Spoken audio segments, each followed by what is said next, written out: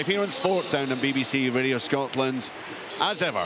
And it's in the company this afternoon of Willie Miller, John Hughes and Thomas Duncan. Thanks, Richard. Good afternoon, everyone. Yeah, it's not a season that will stick long in the memories of fans of Hibernian and Aberdeen. Aberdeen, of course, defeated cup final and another semi that was thrilling but ultimately unsuccessful for Hibernian, almost sneaking into the top six but didn't get the job done. And it means Nick Montgomery does need a few performances perhaps to convince many around here that he is the man to take them forwards. But yeah, the scrap for 7, absolutely not where these clubs want to be.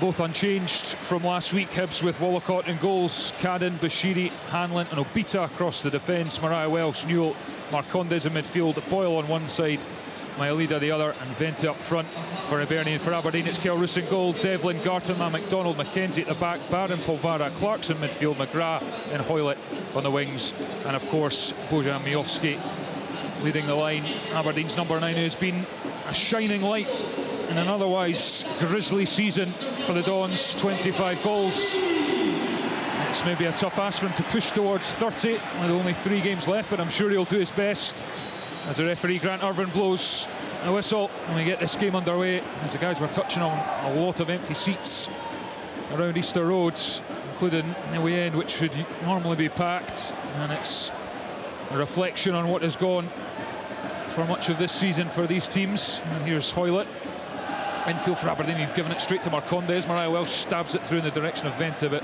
Gartenman stepped in. Hoylett touches it. He's got Bashiri down the left flank, and Bashiri out-muscles Hoylett and nicks the ball off him, slides it to Chris Cadden. Midway through his own half, he goes long. Vente, that's just to get a flick, and Martin Boyle's heading after it, and Boyle gets in front of Gartenman. It's a chance for Martin Boyle, but Kelrus gets out quickly, and then Vente goes down the edge of the box, and it's an offside flag. It's gone up in the end, I think against Martin Boyle, who loves a goal against Aberdeen, the city of his birth. At that time, offside. I'm just looking at that, you know, that's what Boyle's good at, you know, coming in, playing wide right, but he just bends his wee runs inside, you know, inside right, and looking to get played in. You know, he's just a yard offside there, unlucky. Yeah, quiet season by his standards, Martin Boyle, you have to say. Just the 9 goals, only he had 3 that injury, in the league. Did you know? Yeah, of course, he came back in October after a big injury, and he's maybe not been quite up to speed in the way he would like this season. Maybe a pre-season will do him the world of good, but just the 3 league goals, definitely capable of more. Here's Polvara as Aberdeen try and work it out from the back in their own half. Hoylett goes down and the free kick is given as the Hibs fans groan. Aberdeen free kick just inside their own half. Jack McKenzie prepares to take, but I suppose the consolation for Aberdeen in their season is that they're not still in with a shout of finishing in that playoff, which had Peter Leven not steadied the ship in the way he has in the last 7 games or so, then could have been a whole lot worse for Aberdeen. Here's Kelrus in his own box, puts it to the feet of Barron, who turns. Conor Barron drives forward, gives it to Clarkson in the centre circle, back now to Stefan Gartenman, right foot along the carpet of a pitch. It really is tremendous as Hibs win it back. Obita over to Cadden. That's not a great pass for Bashiri. Goes through to the goalkeeper Wallacott, who puts the foot through it. Angus McDonald's underneath, and Marcondes goes down. Not sure there was much in that, but he's on the deck in a heap, and Kelrus gathers, and no goals after 2.5 minutes. Oh, yeah, just a coming together, you know. Marcondes just need to get up and get on with it. And that's a nice pass for Hoylett down the left for Polvara, midway through the Hibs half, and Polvara's going to try and take on Bashiri. Goes shoulder to shoulder, he holds him off, turns back, and he keeps it in on the left-hand touchline, and it evades the touch of Jack McKenzie. Back to McDonald, and Aberdeen are now back in their own half. Willie, Junior Hoylett's a player that's really impressed in recent weeks. Yeah, he has. You know, he's been direct. He's got a trick or two. He can take defenders on. His delivery from set pieces is very good, and he has been. He's been, you know, one of the shining lights. He's, you know, he's assisted in a number of the Aberdeen goals, although there hasn't been too many of the goals scored. But he's been at the heart of anything that's been good in terms of the build-up. And here he is. He slipped in by McGrath on the edge of the box. Good tracking back from Chris Cadden, who came from nowhere, but then he's hit it into Hoylett. It skips up. Mariah Welsh, good feet from the midfielder, gets it to Marcondes, who's spotted Boyle free on the right-hand side, and he gets it. He tries to take it over halfway. It wasn't a great touch. He evades the challenge of McGrath, though, as he skips inside. Now Newell spreads it with the left foot to Jordan Obita, left-hand side, up towards the left-hand corner of the box. Infield now to Myolida. Tries to take on two Aberdeen players. Clarkson gets the better of him. Immediately looks for Miofsky in behind, and he's going to try and outpace Hanlon here. Bojan Miofsky. Paul Hanlon just gets there in the nick of time, stays calm, and knocks it to his goalkeeper. 0-0. Yeah, Hanlon, it's all experience. You give yourself, Thomas, you give yourself 2 yards, you see it coming. No matter if you're playing against a quick striker, anything down the side, over the top, you make yourself favourite, and that's what Hanlon done there. Yeah, Paul Hanlon in his penultimate game at Easter Road as a Hibs player, certainly. It'd be interesting to see what Hanlon and Lewis Stevenson do next year, because they've not said they're going to be calling it quits altogether. Here's Obita on the left-hand side, almost level with the edge of the Aberdeen box. He's driving infield. He's it back to Newell. First time pass now to Myolida. He's been fantastic since joining in January for Hibernian. Here's Obita, left-hand side of the box, crosses it with the right foot, and it goes over Marcondes. Now Mariah Welsh, right-footed pass to the right corner of the box. Cadden, infield now to Martin Boyle. He's going to cross it, goes to the back post. Nicky Devlin's there to flick it away with a head for Aberdeen. Mariah Welsh tries to control as it skips up, and then he's barged into Leighton Clarkson, and Aberdeen will get the free kick on the edge of their own box. 0-0. Yeah, it was a bad, good play there. It was Boyle, you know, just coming inside there, just looking to float one on the far post, just a little bit more on it, you know. But the two teams are just finding each other out at the moment. I'm looking at Aberdeen, as usual. McGrath, is he an out-and-out right winger, or does he play more infield? Plays inside, yeah. He plays infield. He's more a number 10, is behind the striker, isn't he? Yeah, you'll have Hoylett, who's with Clarkson playing there. He's sort of the same position. Yeah, he plays off, and McGrath will be kind of a more inside than outside. I mean, he will take up positions on the line. You know, you've seen there just now, but Hoylett's the one that will hug the touchline and try to be the kind of a winger type, whereas McGrath will want to take part in the game infield. Well, one of the problems Aberdeen have had this season is that they signed wing-backs to play a back five, and then now it's changed and they don't really have any wingers other than Hoylett, who joined obviously under Neil Warnock, and as Hibs try and work it out from the back. But yeah, Shayden Morris, who's had his injury problems, has not been seen since that 3-3 game against Motherwell, where he had a bit of a nightmare. He's barely featured since. So McGrath deputising on that right flank. Here's Wollacott, the goalkeeper for Hibernian, and he's going to pick out Obita, who's forward, and he's won at the full back. It's brilliant from Obita. Now here's Venta into the middle of the pitch, goes for goal from distance, but drags it well wide of Killaroos's right hand post. I don't mind that from a striker, you know. If you say, no matter how far you know, if you've got that room and that space, you know, by all means go and have a striker at goal. What you have to do is you have to work the goalkeeper. And Roos goes long, and it's over the head of McGrath and out for a throw into Hibernian. The Aberdeen unbeaten in 6 league matches, kept 4 clean sheets in a row, which has been a big departure from what's gone before, where they were really struggling at the back, despite having 3 centre-backs on the pitch for much of the time. But it's really been much more solid in recent matches. Here's Cadden with a cross, headed away by Aberdeen. Now it's bobbling about, and Hoylett touches it to Balvara, who lets it run, but he's had his pocket picked by Joe Newell. Now Mariah Welsh down to Martin Boyle on the right hand side. He's driving towards the right hand corner of the box. He comes inside Jack McKenzie, then squares it for Marcondes with a shot, and a brilliant sliding block in the end from Jamie McGrath diverts it over the crossbar. Yeah, it's once again, you know, getting the ball to Boyle, you know, and he gets it. He can go either way. He went inside there, you know, and he played a great ball into Marcondes. First touch good enough, you know, but as you say, he got closed down there. The strike deflection. It's good work though, isn't it, from Jamie McGrath getting back and getting that challenge in. You know, he's putting the effort in early. It's quite an open game though, isn't it? You know, there seems to be plenty of room out there to make the passes, and neither team really seemed to be wanting to get close to an opponent either. Here's Joe Newell's corner. It's low to the near post. It's flicked on, and Marcondes was lurking, but he had Polvaras standing in his way, which meant he couldn't reach the ball. It's gone all the way to the far side now, where it's controlled by Mariah Welsh, and he's trying to keep it in, and it's gone down. It's Bashiri actually over that far side, stayed up from the corner, and then it's all the way back to Wallacott, the goalkeeper, as Aberdeen managed to defend. And here come. It's a hairstyles, Thomas, isn't it? Exactly the same hairstyles. The dreadlocks. Here's Martin Boyle, and his cross is blocked by Jack McKenzie. I was also just surprised to see Rocky Bashiri on the left wing try to get across into the box, but McKenzie, left back Aberdeen. It'll be a big match. It'll be a big match for him today against Boyle. He's had a good season though, John. You know, he's been impressive. He's a strong runner as well. Likes to get forward too. He's not too bad defensively. Still a bit to learn. Here's Newell inside. Here's Mariah Welsh. He's lining up a shot on the left foot, and I don't know if that was a shot or a reverse pass for Vente, but either way it wasn't the best. And Aberdeen through Barron, and he's turned brilliantly in a tight space, and his clearance wasn't brilliant, but that's what he's all about, Conor Barron. Yeah, he's my kind of player. He's what you call a baller, you know, wants to get on the ball, brave, you know, can dictate the play. He needs to get a wee bit more about it in terms of legs. More, can he get forward and get goals? That'll come the more he plays, but he seems to be a regular in the Aberdeen team right at this moment in time. Well, it remains to be seen where he's going to be playing his football next season, because he's not signed a new contract. Is the contract out? Yeah, and Aberdeen have made an offer, and we'll see whether he stays at the club, but I'm sure there'll be plenty of suitors as he miscontrols it though in the middle of the pitch, and Marcondes steps in, centre circle, back to Hanlon. Casually takes a touch, knocks it to Newell, who again's had a very consistent season for Hibernian. Joe Newell in the middle of the park, played nearly every game. Here's Mariah Welsh.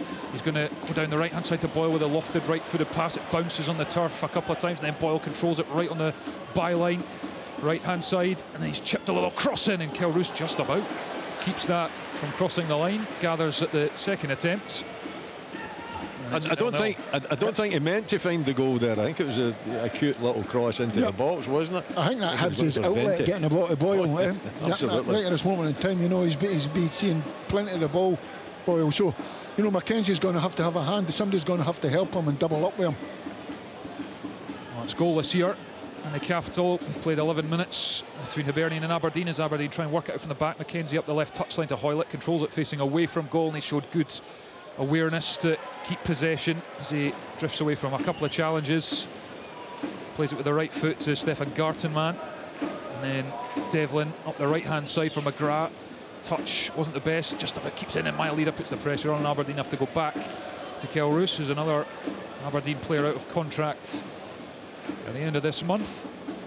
Here's Gartenmann, who's trying to direct Conor Barron into space, knocks it square to Angus MacDonald, controls it, and then to Jack McKenzie, who goes long, and Leighton Clarkson's made a run, and it's found him, and it's bounced, and he tried to control it in the air with the right foot, and it's unable to bring it under his spell, and it's out for a throw in though to Aberdeen on this near sides, just midway through the Hibs half, and Hoylett's going to leave this for Jack McKenzie, but you can see Willie Aberdeen just trying to play it from the back. I mean, I think both teams are trying to do that. I think Hibs are more effective at doing it than Aberdeen. Aberdeen not having a great deal. Here's Hoylett on the turn with a strike, which sails into the stand behind the goal, wide of the goal as well, but decent effort from Canadian. It's probably their first effort as well, isn't it? You know, they haven't had enough of the ball inside Aberdeen are probably the same as Hibs. Get the ball to Hoylett one-on-one, you know, and feed him as much as you can, see what he's got, see if he's got the beating the cannon, because Aberdeen down the left hand side, Hibs down the right, that's where the two teams are strong. Hibs have worked that really well to play out from Aberdeen pressure. Now Joe Newell striding forward up towards the edge of the Aberdeen box. His pass isn't the best, it's cut out by the retreating Aberdeen defender. Now Jamie McGrath's running out from the back, and he's brought down, and we're going to have the first yellow card of the afternoon for Joe Newell, who took one for the team there. Well, it's his own fault, isn't it? It's a poor pass forward. You know, the Aberdeen midfield players are chasing them back, and there's no way that they're catching them. There's a good 5 yards. Something else it creeps into the game as well now. The referees never speak to players nowadays, you know. It's just yellow cards, isn't it? It is. I know the game's changing, it's moving, and that is probably, but it's his first tackle, you know, just a wee word in his ear saying the next one. Good work from Polvara to play it round the corner. Now Jack McKenzie's up at the left-hand side, lays it to Hoylett, who rolls it along the deck. Miofsky takes the touch, he's facing away from goal, takes on the turn, brilliant block by Hibs, and then it's into the arms of the goalkeeper. He should have set it up. Miofsky when the goal cut back, McGrath standing facing him, it's just stop. There you go for McGrath to step onto it and hit it. You know, he's took the extra touch and spin. That's what I was seeing for here. You know, but good play from Aberdeen once again down that left-hand side. Yeah, McKenzie and Hoylett. You know, the only thing is he is a striker. You know, trying to tell a striker not to take the opportunity when it falls to him. Here's Mailida, controls in the box after Obita's cross, but allowed Aberdeen to step in and take possession. Polvara now brings it out, but yeah, both teams playing with a bit of freedom that playing for nothing really comes for. Of course, I'm sure those upstairs at both clubs wouldn't mind finishing 7th, given the extra few quid that comes with it. But Hanlon now playing out from the back for Hibs, and him and Lewis Stevenson going to get a proper send-off on Wednesday night when Motherwell come to Easter Roads for the last home game of the season. And here's Joe Newell just inside his own half, left foot along the deck to Mailida. Jinking gives it to Obita now on the left-hand side. Goes down the outside and Mailida beats McGrath to the ball, controls it. He's on the right foot, gives it back to Obita. He's been another consistent performer for Hibs this season. Here's Mariah Welsh. Long way out, spreads the pass with the right foot to Martin Boyle, right-hand corner of the box. Hibs keeping the ball as Boyle goes into the box, goes past one, and his cross doesn't find a teammate. And it's cleared by Nicky Devlin for Aberdeen, but Boyle just went past Hoylett as if he wasn't there. Yeah, that's, as I say, that's Hibs' outlet. So we'll just see what Boyle comes up with and what he can produce. He's a winger though, Hoylett. He hadn't a clue. He just hadn't a clue what to do there when Martin Boyle, you know, stood up to him. Yeah, Boyle just couldn't pick out a teammate in the box, but Hibs with possession again. And this is the kind of football that Montgomery wants his team to play. Keep the ball, keep the pressure on, balls into the box. Good attacking, nice to watch, but just too many times this season they've been, well, not clinical when they have played well, and then rather shambolic in the other box. Yeah, I'm just looking, first time I've really seen Mailida. And here he is, as Bashiri tried to thread one through, and it was room that wasn't too much room for Mailida to control, and Aberdeen recover. That's not good for McKenzie as Boyle picks up in the right hand corner of the box, square for Marcondes. He's going to go for a goal, deflected, and comfortable enough for Aberdeen keeper Kelroos to gather. Yeah, Mailida, you can tell instantly he's got full of confidence. He wants the ball, he's in no hurry. He is one of them, you know, he knows what he's doing. I just like to see him speed it up and being a little bit more on the front foot. But in terms of footballer, just give him the ball all day long, you know. 9 times out of 10 he'll keep a hold of it and make something happen. Yeah, he's got 6 in his last 8 Premiership games, 9 goals in total since arriving on loan from Hertha Berlin. I think it may be beyond Hibs to keep him in terms of just money next season, but how they would love to do that, because he's got undoubted ability as Polvara knocks it to Clarkson for Aberdeen, who's gone with a big switch of play with the right foot to Hoylett, who controls it on the thigh on the left hand side. He's up towards the edge of the box, he's in the box. Hoylett, cross, flicked away, and it's out, falls to Polvara at the back stick, and then across the face of the 6-yard box for Aberdeen, and Hibs eventually scramble it clear. Vente lays it off for Boyle as they try and launch the counter-attack. Mailida's made a run, he's not in space though. Marcondes is middle of the pitch, running towards the edge of the Aberdeen box. Good feet from Marcondes. Now Mailida, left hand side of the box, dummies, comes back on the right foot, shot blocked, and it falls now again for McGrath in an Aberdeen jersey. He's looking for help from a teammate, gives it to Hoylett, and then finds Barron, who's now got green grass in front of him. Finds Clarkson, who pulled out a terrific switch of play for Hoylett to start that Aberdeen move. Got that in his locker, Leighton Clarkson, as the floodlights come on at a darkening Easter Road, and I fear we may be in for some thundery showers by the look of the clouds here in Leith this afternoon. Still goalless between Hibernian and Aberdeen. Garton man at the back for Aberdeen, controls it with the right foot. Hibs don't put the pressure on, there's not much of an option to pass. Garton man goes long for Miofsky, but it's extremely comfortable and well read by Paul Hanlon. He gives it to Chris Cadden, Mariah Welsh, who last time I was here sent off against Rangers in that Scottish Cup quarter-final where Hibs played pretty well and then kind of imploded. And here's Maelida, and that was a poor one as Obita made an overlapping run down the left and Aberdeen intercept. Here's Clarkson. The game needs a goal, you know. If we could get a goal now, there's just wee bits and pieces of the game that you can see that that's an end of the season kind of game, as you alluded to, Willie. You know, yeah. There's no tackle really going in. There's no, you know, at times there's a slow pace to it. Sometimes it needs to be speeded up. Kind of an exhibition type game, isn't it? Where nobody's really want to mix it up in terms of the physical side of the game. Maybe Bashiri at the back, he likes a bit of physicality by the looks of it, but the rest no. And some nice passing. But it's a little bit pedestrian at times. I think it's Boyle, isn't it? When Boyle gets on the ball, it kind of lightens it up. Here's Maelida. Oh, there's a nutmeg on McGrath. Left hand corner of the box invented, made a near post run. Aberdeen made the necessary interception. It's now passed forward, and it's Hoylett with a foot on it. Doesn't break for Marcondes. Now Jack McKenzie at left back for Aberdeen. Clarkson. Now McDonald. And out to Nicky Devlin, but Aberdeen under some pressure from Hibs at the back as McGrath touches away from his own goal, loses it. Now Maelida for Marcondes, middle of the box, edge of the box, shot. And I think was that nicked off his toe by Conor Barron as he went back towards goal corner. Hibs. Yeah, it was Barron getting back there, just opened up for Marcondes, and Barron just recognised the danger and got back there. It takes too long, does it not? Marcondes, I thought he could have pulled the trigger. It's the same with Maelida. I think they've got all the ability in the world, but it's at my time. You know, you need to keep the game moving, and the game's not about you, it's a team game. You know, but these two guys, you can see they've got all the ability in the world. Yeah, hear what you're saying about the exhibition feel. Even going over to that corner, it's taken an absolute age to go and take this corner kick for Hibernian. I don't know if here we go, short, Boyle to Newell, and then in the box to Venton. It's a little reverse pass for Boyle. Now shot comes in and it flies well off target from Mariah Welsh. That was clearly off the training ground from Hibernian. Doesn't quite come off. Yeah, I felt it was a third pass. I think it went to the wrong man there. Mariah Welsh on the edge of the box. You know, it was. But you can Boyle. See even at this time, and you know Nick Montgomery working on the training pitch, trying to get set pieces, knowing how important, if they're done right, they can win you football matches. Hibs with just one win in the last 5 games. It was against St Johnstone at McDermott Park, that win, first game post-split. Here's Boyle now for Hibernian. Cross looking for Venton. Gartenman gets a little backheel flick up into the air on it, and it runs over to the far side. Here's Maelida, step over, well watched by McGrath, who puts it behind for another corner kick to Hibernian. 0-0, 21 played here at Easter Road.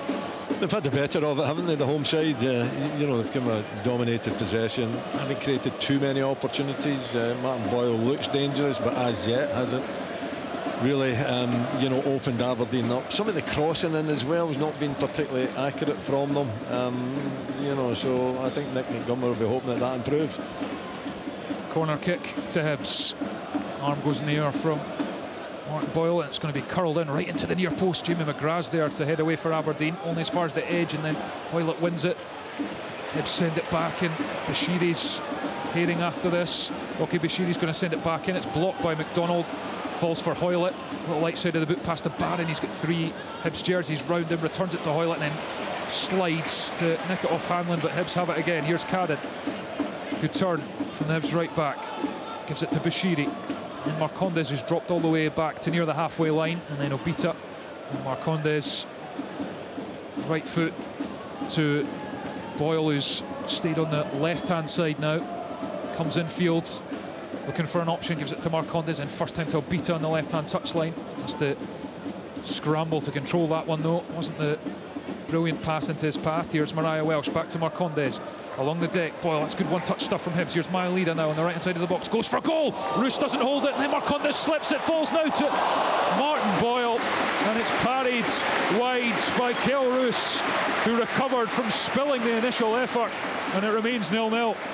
But it's a good strike. I think Roos, the first shot, I think he makes a bit of a meal of it. I think he's got to do better. He shouldn't be putting it just right back into round about the penalty spot there for Martin Boyle to have the second strike at it, but he does well to recover. It's a good save, good second save. And it's going to be another Hibs corner as Joe Newell takes with the left foot. This one's high to the back post, and Hibs compete through handling and win it. Bounces, Hoylett controls it on the head, and then on the turn smashes it up into the Edinburgh sky. Clarkson has controlled that wonderfully on his toe, and then he's tried to ride the challenge from Mariah Welsh, but it's not a free kick that he was looking for. It's going to be a Hibernian throw-in, which Cadden prepares to take. Yeah, Kilroos recovered well for that second strike. He didn't cover himself in glory for the first as the throw-in finds Newell. He's run off his man, gives it to Bashiri, who's stayed up, and then it's along the edge of the Aberdeen box, and Nicky Devlin has time to shell it clear. Takes a bounce, Miofsky challenges, but it's dealt with by Hibs. Here's Newell in the Aberdeen half, out to the left-hand side, and Mailida back to Newell. Aberdeen just standing in their shape, not putting too much pressure on the ball as it goes inside to Obita, goes backwards to Paul Hanlon. Captaining Hibs once more this afternoon as Bashiri decides to go long. Polvara controls it with his chest and then fires it down the middle of the pitch. Miofsky wasn't in position to collect that. Well, it's maybe perhaps what we thought it might be so far, a bit of a end of season affair with little on the line. Hibs have certainly been the brighter, and that's another well worked little passing move which put Mailida in a wee bit of space, but Aberdeen eventually crowd him out. Barron in the centre circle in his own half, and then it's on the turn and given away, and Aberdeen lacklustre. McGrath nicks it back, gets to his feet, but then he's met with a challenge by Cadden. Now Boyle on the right hand side of the Aberdeen box, gives it infield to Vente, takes it on the turn, lays it across, and Marcondes was making a run, and then Kilroos punches it. I thought he perhaps should have caught that. It's back to Newell in Mailida on the edge of the box. Can he work a shot on the right foot? Goes down on the left, chips back on the right, floats it in, and it's into the side netting, and it's taken a nick off an Aberdeen defender on its way. It'll be another corner to Hibs, 0-0. Yeah, that all comes about because the goalkeeper, as I say, another one, he could have put a punch on it, got plenty on it, to be fair, but it's there to be caught, catch them all, and settle everything down. All you're doing is keeping the pressure on.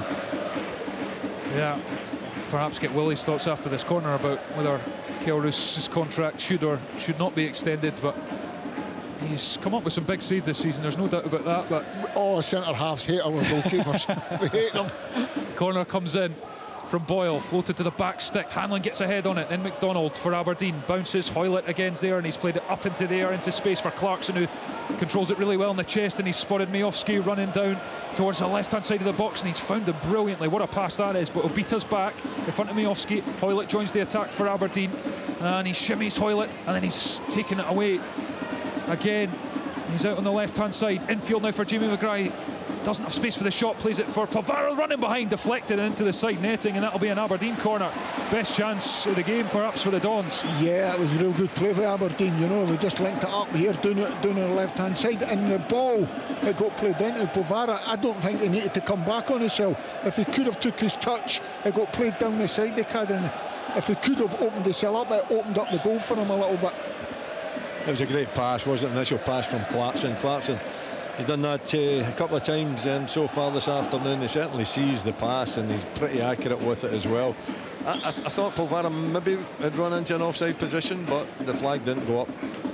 Corner to Aberdeen on this near side. Hoylett to take, fires it in right into the 6-yard box, and Hibs get first contact away. Devlin sends it back with his head. It's over Vente, bounces. Hoylett comes in from the left hand side. He's trying to juggle with it, and then Boyle gets a header. Polvara controls, appeals for handball, not given by the referee. Barron shot blocked, and now it's with Marcondes for Hibs, trying to run it out from away from his own box, and he's tried the big switch for Niziam Mailida, but it's skipped away and out for an Aberdeen throw on the far side. Still goalless. Let's go back to the goalkeepers, Willie. Yeah, I mean, Kilroos, he hasn't had a great season. I think he's got better as the season went on. I think he's looking rather nervous in between the sticks this afternoon. There's 2 or 3 occasions there. That punch, he's a shot stopper, but he's got to take that with both hands. It's on for him to take it with both hands. He kind of looks nervous, and he snaps at it with a punch. It's a decent punch, I'm not complaining too much about it, but I think he could calm everything down.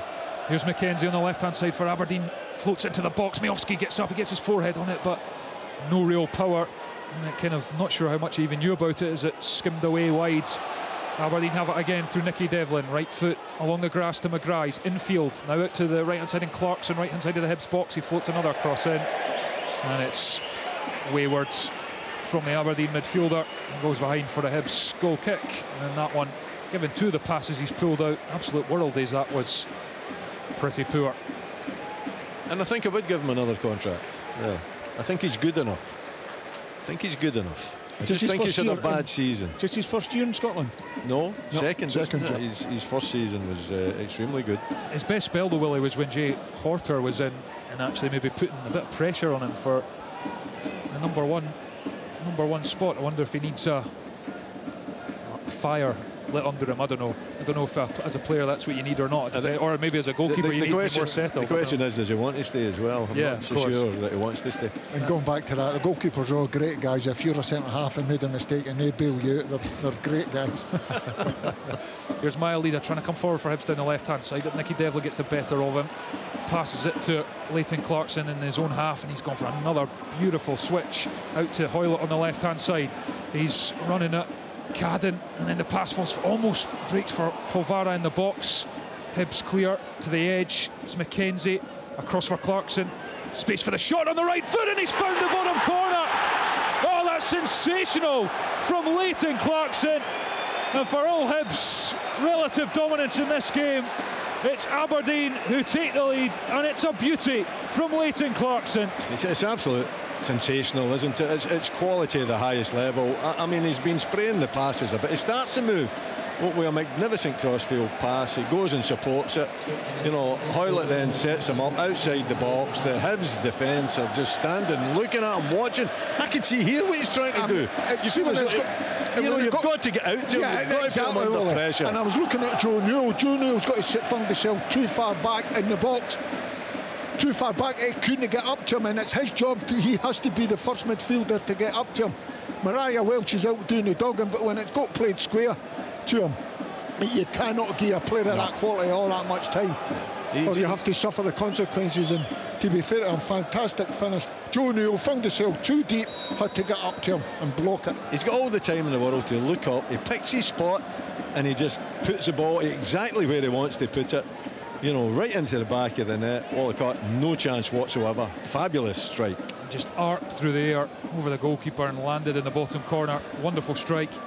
Fourth of the season for Leighton Clarkson. But I just said, it's far be it for me to speak for the entirety of the Hibs fans at Easter Road, but it's almost like a weary familiarity, the fact that they've been the better team in this opening half an hour. They haven't really done enough in Aberdeen's box, and then, you know, one moment up the other end and they're Thomas, see on that, see going back to the Hibs, I don't think they've got that out and out goal scorer that's going to get you 20 goals a season, 15, 20 goals a season. That's why I was sort of saying I'm hoping that Vente comes. You know, they've spent money on getting him. I'm hoping he starts getting goals, starts getting confidence, you know, and becomes that player that's going to get you goals. I don't know if he's that out and out goal scorer. Well, that's interesting, John, because he was in the Dutch second tier. He banged them in. You know, he was getting 20 plus a season when he was playing in the second tier in the Netherlands. So he was obviously brought in to score goals, but he's to be honest, he looks like a number 10 to me. You know, playing more of that off, you know, linking it, dropping back into midfield, linking it up. Yeah, no, absolutely. And his return is 8 for the season, and then for your number 9 you're looking for more. Whereas on the other hand, Miovski, he just wants to score goals. He just wants to play in the box between the sticks, right on the last man, in there, put it, and I want to score goals. Absolutely. Well, it's Aberdeen who have the advantage here. 32 played at Easter Road. Leighton Clarkson's brilliant right-footed strike from the edge of the box. And the difference between the team so far is Hibernian come forward. Mile Leader gives it outside down the left-hand touchline for Obita. Cross looking for Vente. It's beyond him, and it's also beyond Marconde as he was arriving. And then McKenzie hits it out on this near side for a Hibs throw-in. What a cross that is. You know, that's just one touch out his feet, whipped in really deep, you know, right between goalkeeper and defender. It's only ask go and put your head on that. Chris Cadden's going to leave this for Joe Newell to throw in, because Joe Newell has the capability to line one up from the advertising boards and fling it into the box, which is exactly what he's going to do here. Hibs midfielder comes in, both hands, and Hibs get the first header on it, and again Venta's there. Mailida takes it awkwardly on the volley, and it goes into the turf, and Clarkson's header. Now Gartenman clears, and Miofsky's going to chase this up at the halfway line, manages to take it, claims for a handball. He holds it up brilliantly away from Mariah Welsh, and then he's given it to Barron, who's arriving midway through the Hibs half. Miofsky leaves it for Clarkson on the right hand side, low cross for Polvara is cut out, and then Marcondes gives it straight to Nicky Devlin, and Aberdeen go back to Stefan Gartenman. Forward for McGrath, first time out to Devlin, into Clarkson, neat play from Aberdeen. Clarkson square for Barron, 30 yards out, away to McKenzie, left hand side. Hoylett now, a couple of yards in from the left-hand touchline, trying to get the better Cadden, which he does with ease, and then curls one to the back post, as he did a couple of times in that Scottish Cup semi-final, but this time it was overhit and there was no one arriving anyway. It's got to be better, the delivery. You know, he's capable of it. He's overhit a few of them this afternoon, Hoylett, and you know, he does so well just to create the opportunity, the space for him to curl it in, and he needs to pick out a red jersey on that occasion. Cadden into Martin Boyle, miscontrols, and then he's caught Conor Barron. That'll be a free kick. See if you're small, do you not get talked to by the referee for kicking an opponent? Yeah, that's it. Seriously, that no, seriously. I know, I agree with you. I'm looking at the booking for Joe Newell, and I'm looking at that, I'm saying, well, if you're consistent, that is definitely a booking, because they purposely just clipped him. Yeah, Martin Boyle gets away with one there. On we go, Hoylett. I let that bounce, and it's hit off Cadden and gone out for an Aberdeen throw around the halfway line. You can see Peter Leven up on his feet, so clearly feeling much better after his operation last week. And McKenzie throws it down the left-hand touchline. Polvara goes up, Cadden wins it. Newell heads it to Marcondes, first time to Boyle, helps it infield to Vente. Comes back for McKenzie though, who skips away from Vente's challenge. McKenzie's still going in a tight space, and it falls for Hoylett on the left-hand side for Aberdeen. Miofsky wants it, passes overhit, and Hanlon read it well and came in, hits it away, and the offside flag has gone up. In any case, against the Aberdeen forwards, that'll be a Hibs free kick, and it's Hibs 0, Aberdeen 1. Yeah, I'm just looking at going back to Hoylett. You know, if that left winger is capable of going down the left outside, putting across, dipping the shoulder to left, coming on the right foot. As soon as he dips it on the right foot, McGrath should be going, I'm on that back post. You just hang it up on that back post, and he loves to go and attack it on that back post. McGrath, you know, that should be a tactic that Aberdeen should be using. Devlin forward with the right foot. Hibs get it initially. It's back with Aberdeen now. McDonald at the back, moves out towards the left-hand touchline in his own half. Up the line now for Hoylett. He's not got much space to work with. He just clings to it by a toe. Puts it to McKenzie, now Polvara, and McGraw's coming to centre midfield, bang in the middle of the pitch up towards the edge of the box. Away now from Bashiri, and he comes infield to try and get the better of Bashiri again, and he's got Mailida as well, and then he slipped it to Devlin on the outside. Devlin's crossed with the right foot. Hoylett gets up at the back post, and it wasn't a great header. It spun into the turf and up for Jojo Wallacott to claim comfortably, and Aberdeen still lead by a goal to nil. Yeah, they're beginning to take control of the game as well, aren't they? Yeah, control Aberdeen. of possession, Aberdeen. Yeah, you know, excellent play from James McGrath out in the right-hand side there. So Natal is down injured there, McGrath, looking for treatment. I don't know what happened to him there, but maybe. Nah, he's back up, he's fine. But I think the midfield, you know, Lisa Clarkson, with these long-range passes, McGrath's beginning to take part as well. Barron just sitting at the back and allowing these three midfield players to go forward. And Hoylett's always an outlet. Clarkson on loan? Well, no, he's signed. Signed, yeah, okay. Yeah, signed after his loan last season, and he's not quite hit the heights, albeit in a struggling team this season, that he did last term. Here's Mariah Welsh up the right-hand touchline for Hibs. Now Boyle, so lively as he drives infield, and he's up towards the edge of the box. Outside the boot pass though to Cadden, and is overhit and goes behind for an Aberdeen goal kick, and he's done so well, Martin Boyle, until the final pass so far. I've always looked, see when he goes inside there, all he should be looking to do is just go and fire it in, bounce it and follow his pass. That's where Vente or Marcandos have to play, you know, just to stand up. There you go, I'm just got to fire it in, come in. And after you follow your pass, you know, it's a wee give and go one. The whole thing will open up. That has to be worked on the training pitch, you know, and that's putting another string to Boyle's bow. Yeah, course, who's also concussed here fairly badly. Scottish Cup quarter-final, had a few injuries over the last couple of years, Martin Boyle, and he's been certainly lively this afternoon. He's dispossessed here by Mackenzie on the left-hand side in the halfway line. Here's Conor Barron. He's asking for support from McGrath, who's playing in the middle of the park for the moment. Gets in the centre circle, the Irishman, over the halfway line. He dribbles them along the grass to Mackenzie on the left-hand touchline. Infield a few yards to Polvara, holds off Marcondes and then gives it to Devlin, who's 10 yards in from the right touchline. Miley's in front. Back to Gartenmann for Aberdeen. Now McDonald in the centre circle. Looks for an option, rolls it to Barron, takes it on the run, and then gives it in the air to Nicky Devlin, who couldn't control it enough, but then he's nicked it back off Jordan Obita. He's into the box. Nicky Devlin lays it back to Hoylett. The pass wasn't the best. Hoylett controls, then it's back for Dante Polvara, who finds the corner of the net. And Aberdeen double their leads. And it's the American Dante Polvara who sweeps home another cracking finish, and it's Hibernian now, Aberdeen 2. I'm just looking at Obita, you know, he had dealt with the problem. He's got it on the line. You need to be, you know, he's let what he's done, he's let Nicky Devlin rob him again. He's speaking to the referee. For where we are, I feel it was a great tackle to win the ball back, Nicky Devlin. The first cutback wasn't great, the second one was perfect and a great finish. Yeah, but it's good play again from Aberdeen. No, it's nice build-up play, and yeah, Obita.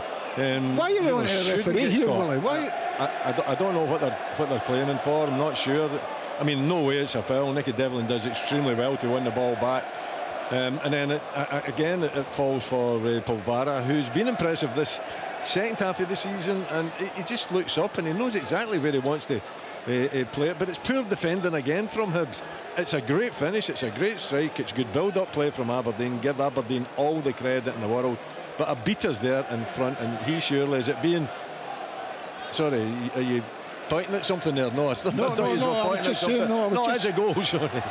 Yeah, you knocked me off my stride there. No, but once Aberdeen scored the goal, well, it's been all Aberdeen. They took control of the game, so the second goal was coming. Yes. Well, Aberdeen 2 to the good in the capital after a pretty good start from Hibs. They've not been able to capitalise. It's a long ball looking for Boyle though. Mackenzie gets there first. It's with Cadden, knocks it to Boyle, who evades with a nice touch as Barron steamed in. There's Marcondes to Cadden on the right. Cadden crosses with the right foot. It's low, blocked by Barron, and now falls for Hoylett. Out to Mackenzie on the left-hand side, and it's blocked. Breaks back though for Jack Mackenzie, and he goes long for Miofsky, who's outnumbered by Bashiri and Hanlon. Bashiri wins it, and then it's back through to the Hibs goalkeeper Wallacott. Dante Polvara, the third goal of the season for him. He's got 5 assists as well. Big goals he scored. He scored in Frankfurt and against Pauk as well in the Conference League earlier in the season. A player who Barry Robson trusted and liked, and had more of an impact this season as a big switch. Again out for Boyle is overhit, and it goes out for an Aberdeen throw-in, and Hibs 2-0 down. Sure, they've gone to pieces. Hibs, they have gone to pieces. It seems to be lacklustre.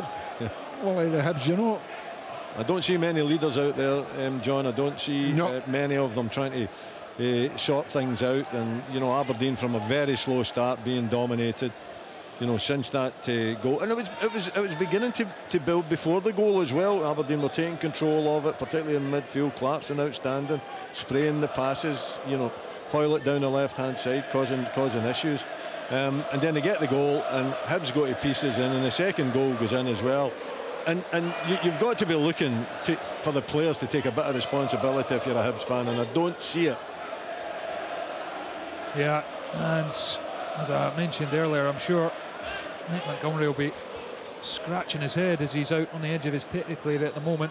He's watching on. We've got 3 minutes left of the 45 in this first half, and Aberdeen 2-0 up against Hibernian, and not sure what's happening here. If the referee is unhappy with the throw-in, there's nothing wrong with the throw-in. The referee's getting himself in all sorts of bother when he shouldn't. So just to let the throw-in go.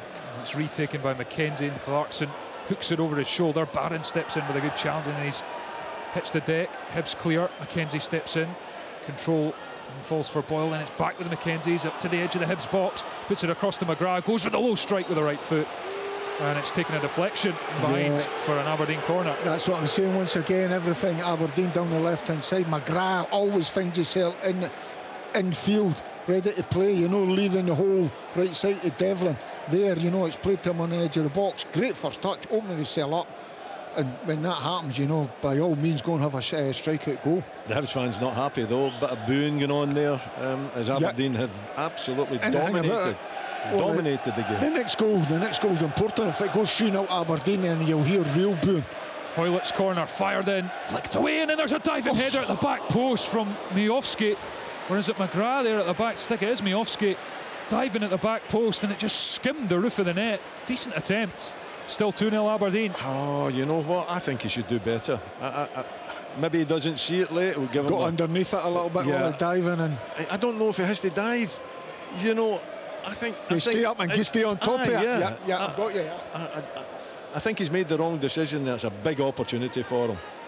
It all came from Hibs not getting the first header in their own 6-yard box, and the goalkeeper didn't come for it either. And then Bashiri is under pressure from Miofsky, but he stays calm and heads it back to Wallacott, the keeper. No David Marshall again this afternoon for Hibernian. Nick Montgomery did think he'd be fit, but he said pre-match to Brian that just woke up yesterday after training, stiff and sore with that back injury I think he's got, and means Wallacott is stepping in, and here is the goalkeeper along with the right foot.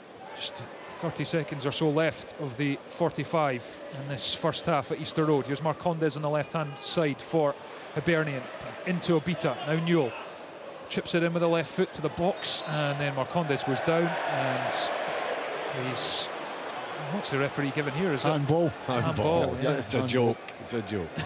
I thought, I was like, there's no way he's offside there, but no, handball.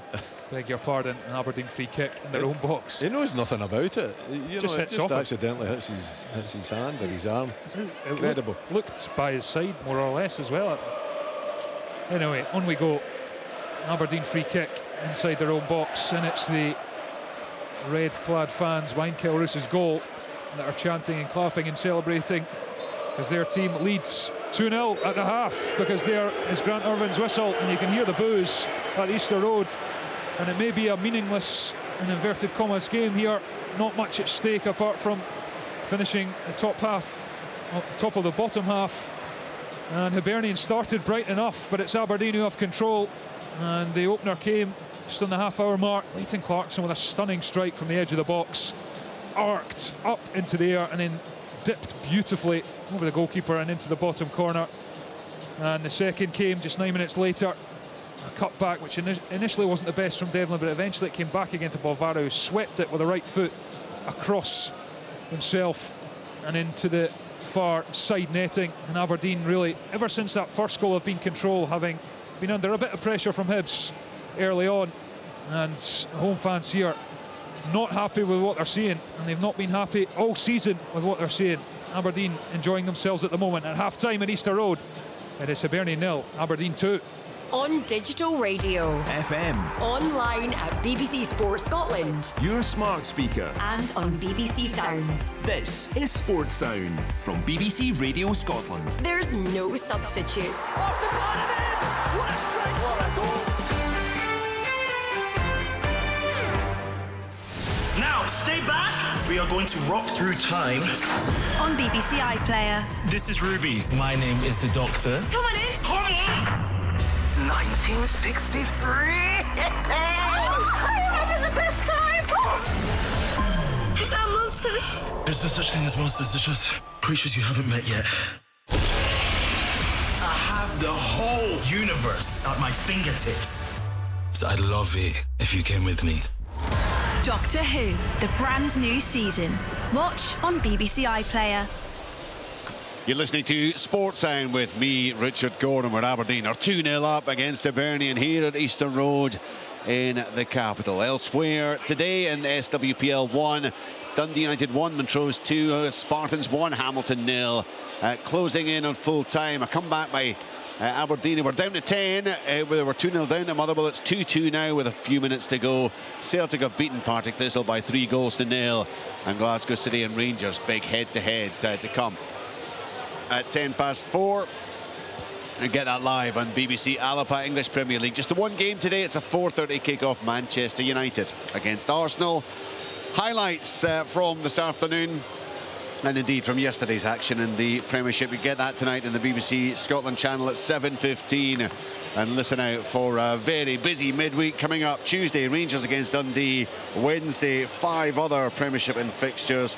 There's also on Tuesday night, live on the BBC Scotland channel, the first leg of the semi-final playoff between Partick Thistle and Raith Rovers. So much to look forward to over the course of the next week or so, as we take you ever closer to the conclusion of this 2023-24 campaign. We went into this one here at Easter Road not really expecting that it would light any fires, that it would get anyone on the edge of their seats. Even the booing from the Hibs fans has been kind of half-hearted as we reach the end of the half, but I don't think anyone could argue, Willie Miller, that Aberdeen are deserving of the advantage right now.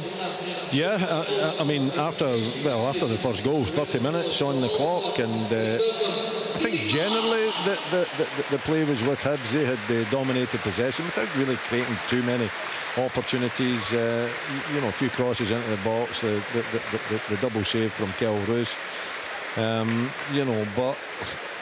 But when Clarkson's on the form that he's on just now, and the ability he's got to spray these passes, and the room that he's getting as well, and then the quality to actually finish the chance after starting the move was quite sensational. From that moment, it's been all Aberdeen.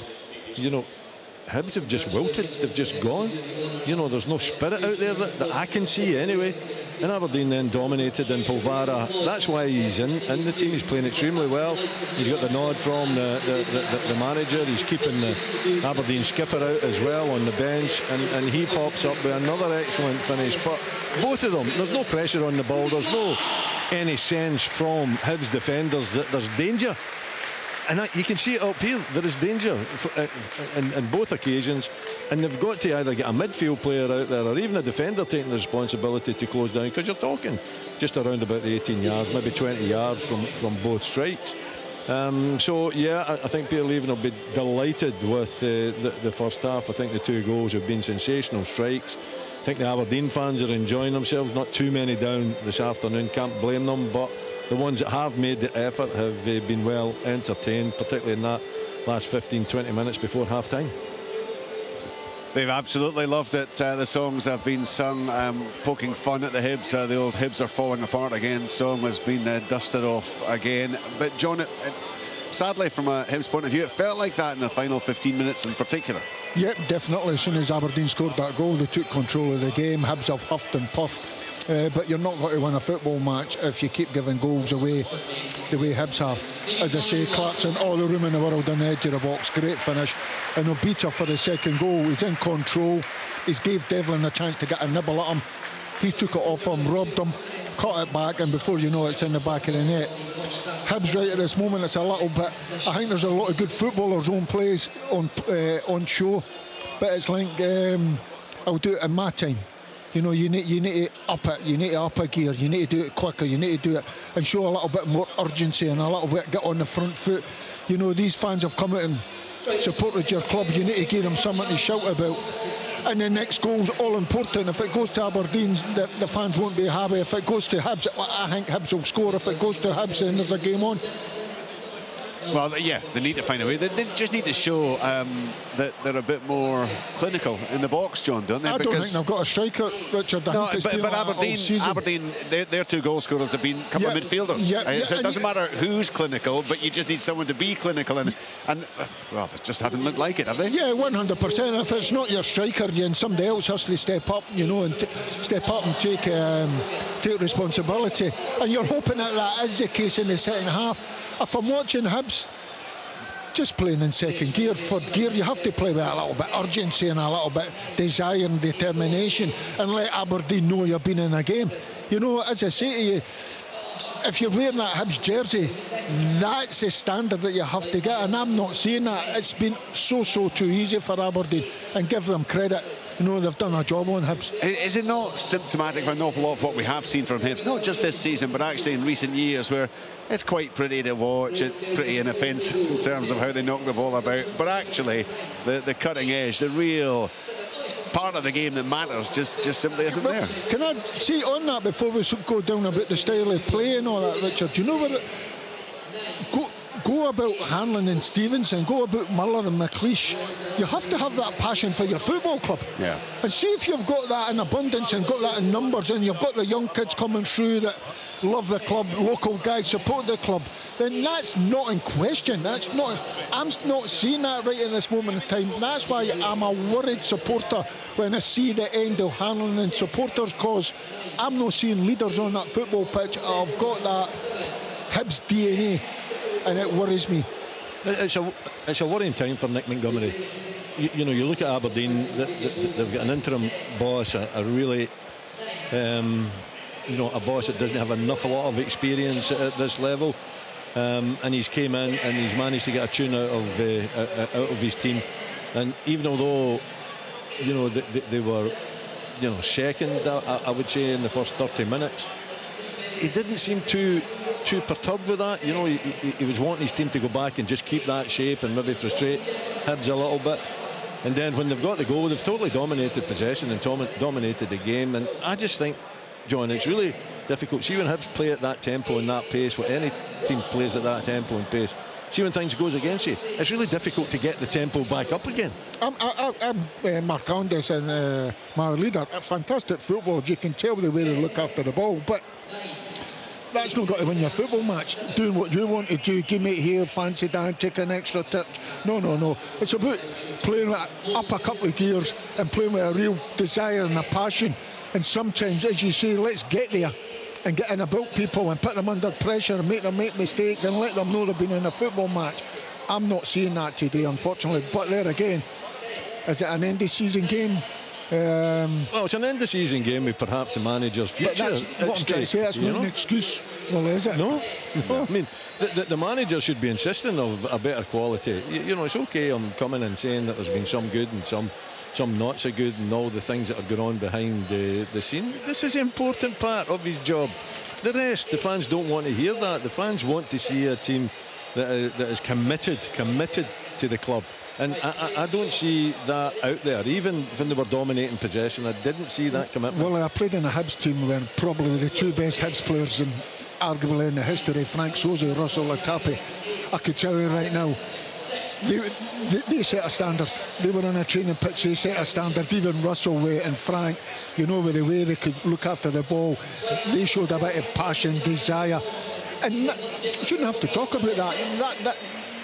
If you're talking about that, you're struggling, you know, and that's what I'm seeing about the Hibs today. Yep, some nice, pretty stuff and good footballers, but you need to get in about the other team there. You need to show a passion and a desire to go and win the football match, and I'm not seeing that from Hibs. Yeah, and the Hibs fans clearly not seeing it either, hence the booing as the players left at half-time. Aberdeen have kept up this run, Willie. It's another 45 minutes without conceding a goal, not since Simon Murray netted for Ross County against the Dons back at the end of March. Have they conceded 469 minutes right now, which is, let's be honest, for given what you watched for the vast majority of the season, you would have insisted I be committed should I have suggested they were about to embark on a run of clean sheets quite like that. No, do you have in front of you when Angus MacDonald came into the team? Well, he was brought back in by Peter Leven, wasn't he? Yeah, it was pretty much, you know, when things started to turn. And you know, it's just a bit of composure, Richard, a bit of calmness at the back that was required. You know, big Rubizic, big strong player, but not composed. And when they were playing with the three central defenders, Jensen wasn't much better. The Garterman McDonald combination seems to be pretty good. They seem to have a good understanding, and actually since Angus MacDonald came in, I think Roos has got better as well. I don't think for 3/4 of the season that he was at his best, but I do think that he's shown a bit of form of late, and I put that down to the influence that Angus MacDonald has had in the back four, because he does show a lot of calmness. He is a calm player. You know, he does, apart from the semi-final, of course.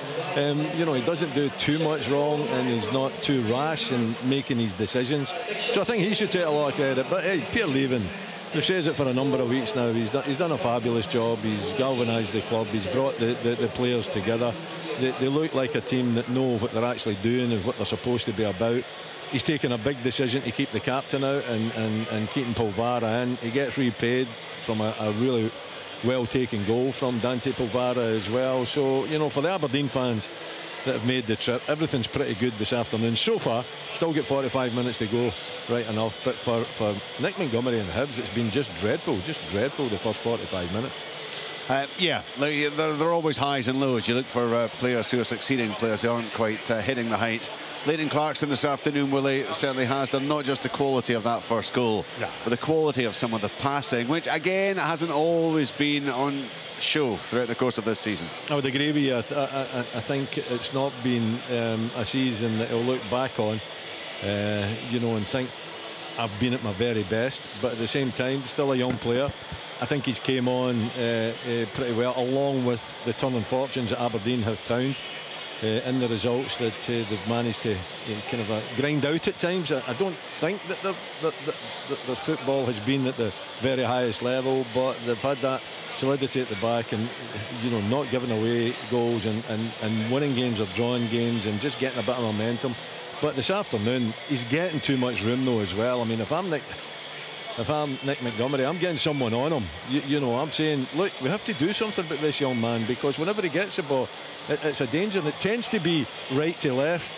You know, that tends to be, you know, he's want this afternoon, and Hoylett has played an important part, and so has Mackenzie, Jack Mackenzie. I think has been very good. He's up against a top quality winger in Martin Boyle, and he's dealt with it pretty well, and he's pretty keen to get forward and join in and try to help Hoylett as well. So I think generally, you know, it's been a good afternoon for Aberdeen. It's been a great first 45 minutes for Leighton Clarkson. We know that he's got quality. Maybe we don't see it enough, or we haven't seen it enough this season, but we're certainly seeing it this afternoon. Going to be interesting to see if Nick Montgomery looks to his bench at half-time. I don't know if there's any... I was looking at that, Richard. I was looking at what have you got in terms of attackers. You know, Lefondre, Josh Campbell. I still think there's going to be goals here, Richard. I really do. I still think there's going to be more goals. And as I say, if Hibs get the next one, you know, there's a game on. Yeah, I mean, it has felt, though. It has felt very much like it is an end-of-season fixture which has little or no real bearing in terms of anything concrete. The one thing that the players, I guess, are playing for, other than the pride, which... Ask Willie that. Have you ever played an end of the season game, Willie? Have you ever played a friendly? Willie was playing so long ago that he was playing end of season friendlies from about February because of the way the league was structured back in those days. The bad old days.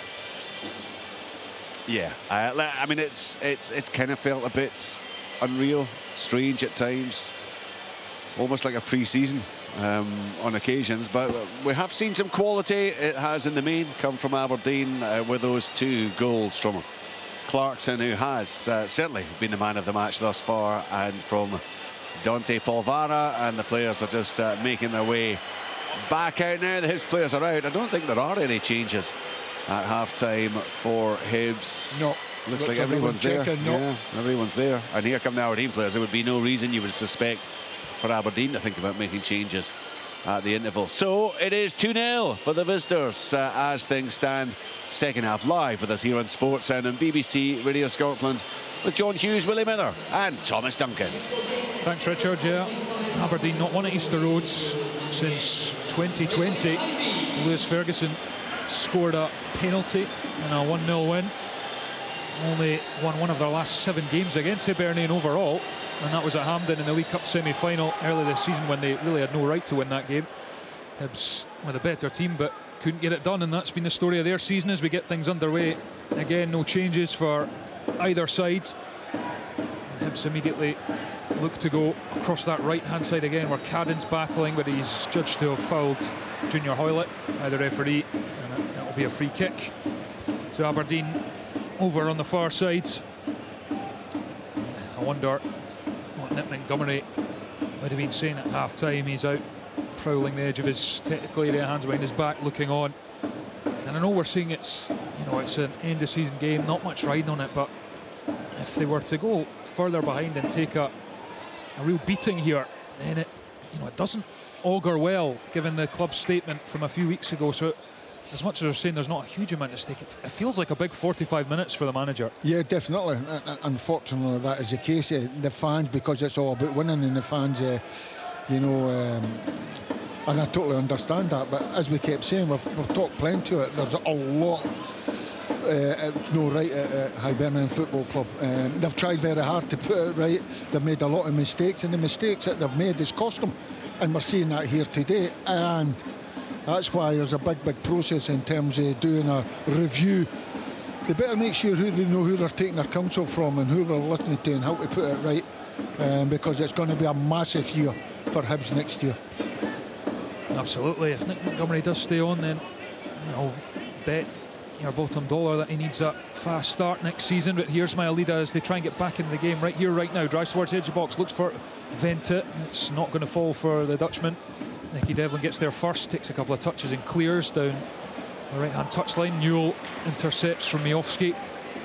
Here's Mariah Welsh in the centre circle, floats it out high to Martin Boyle, and it's gone right over Boyle's head and bounces into the east stand, and it wasn't even met with a groan or a boo, just complete silence. Yeah, I was just looking at Boyle's reaction. Usually you put your hand up to your teammate to say, I know your intentions, but not even an acknowledgement.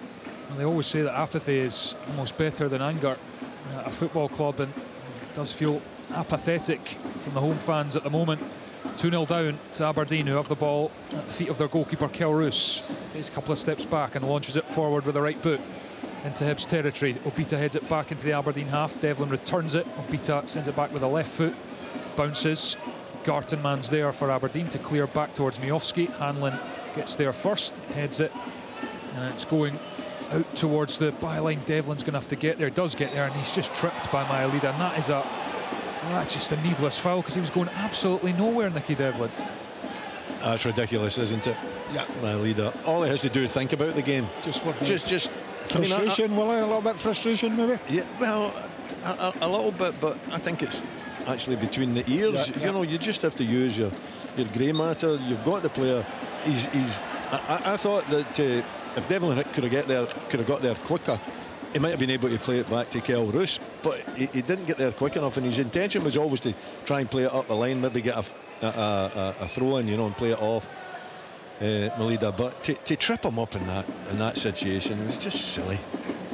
Polvara nicks it ahead of Boyle, and now it's with Hoylett on the left-hand side of the Hibs box for Aberdeen. Tries to come in field. Cadden marshals him pretty closely. Tries again, slips it through two defenders, but gets it back from McGrath. In the shot is well over the bar and well wide in the end from Junior Hoylett, but nicely worked between him and McGrath. Yep, and McGrath for the right side away over there. Hoylett, you can see he's been about, he's seen it, he's played at a high level, just the way he looks after the ball. And Cadden, no long back, he knows he's been in for a game. The only way I don't take him the other way, because I don't think Hoylett wants to go back away and defend. Yeah, and he's got such experience. Junior Hoylett, of course, played at the World Cup in Qatar for Canada, over 60 caps, and he's certainly proven his worth in this Aberdeen team at the end of the season. Will he be here next season? We don't know.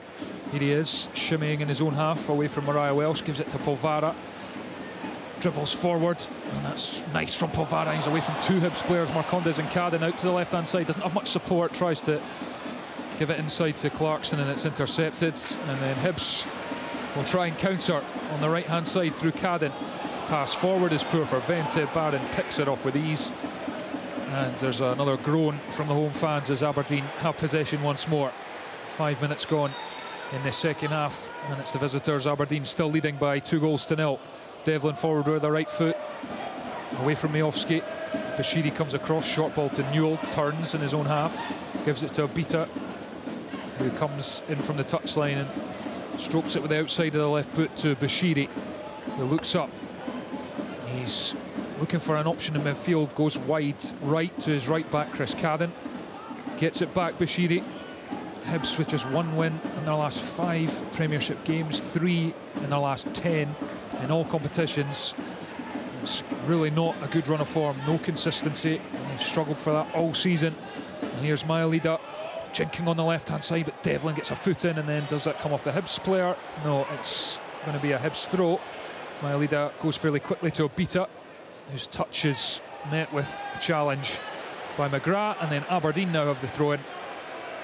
And there's yet more frustration for the Hibs fans, and is there going to be, I thought there was going to be a change of the way the referee stopped Nicky Devlin taking the throw in.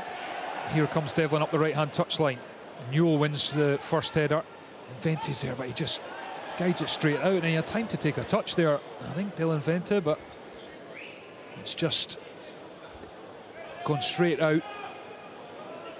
Aberdeen, as it stands, going up to 7th spot, as McGrath with a big switch in the air with a left boot out to Hoylett, and now he's got one-on-one with Cadden. Bashiri's come across to help. Hoylett gives it to Clarkson, who steps over it. It's Bojan Miovski. It's 3-0 Aberdeen.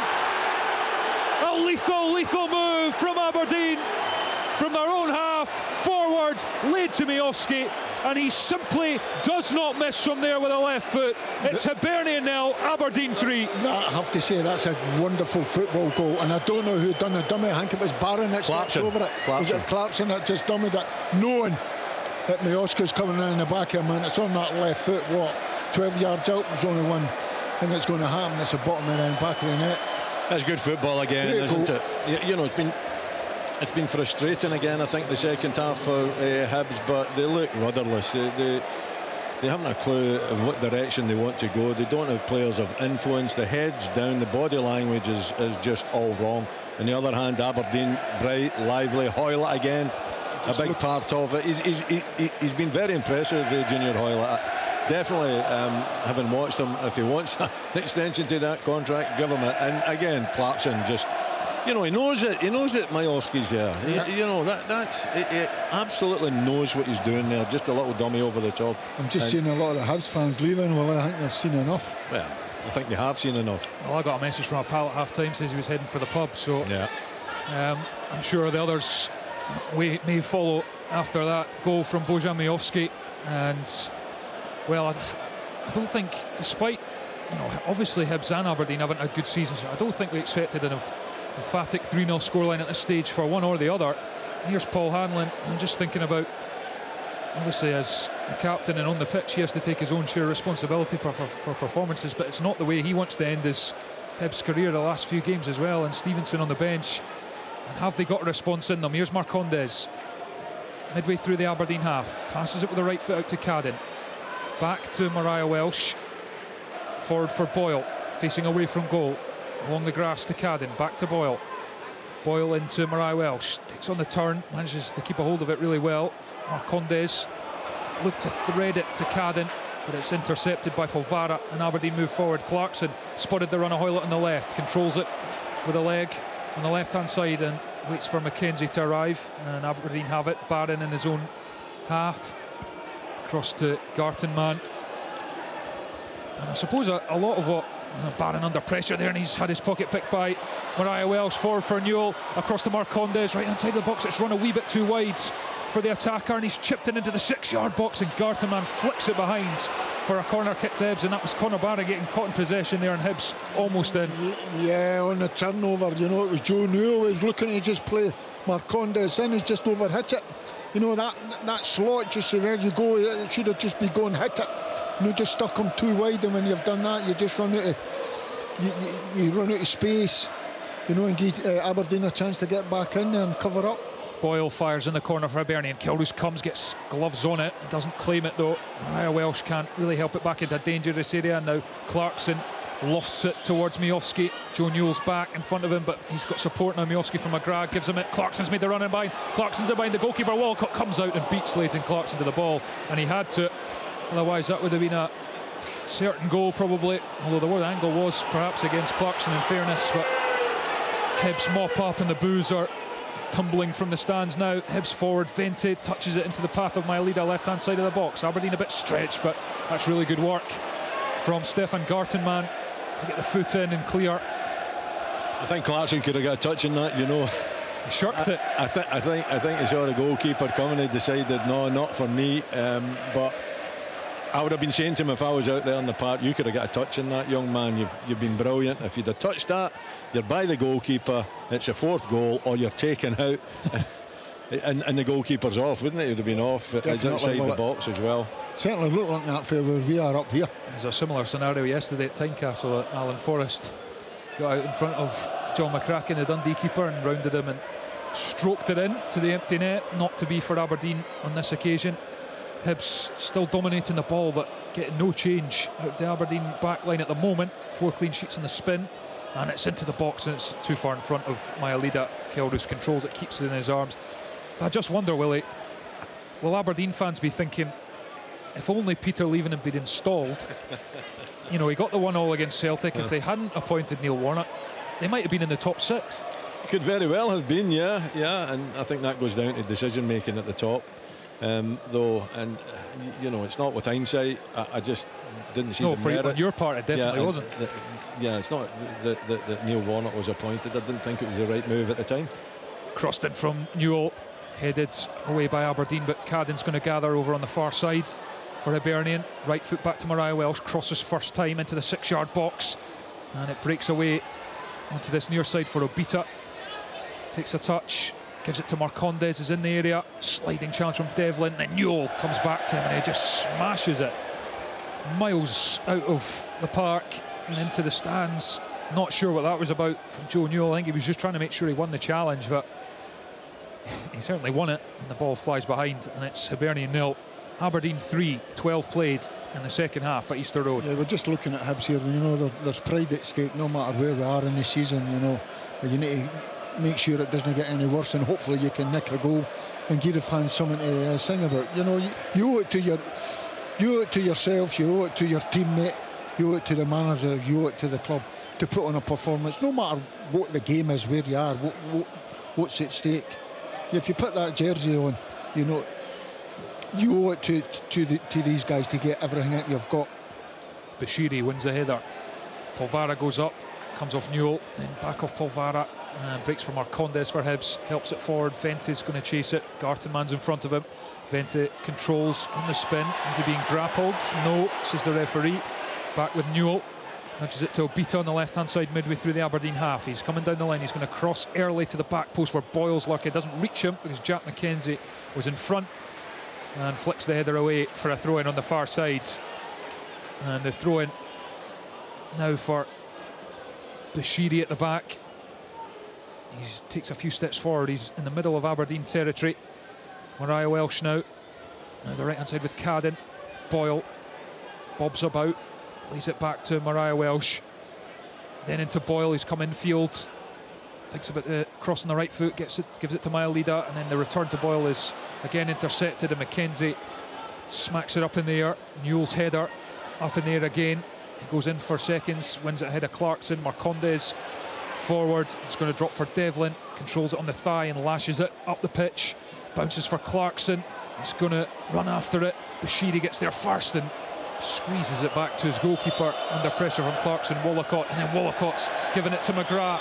McGrath steps in, Newell's got a foot in and tackled, and gives it back to Hanlon, and it's fired up the other end. Maelida challenging, drops for Devlin.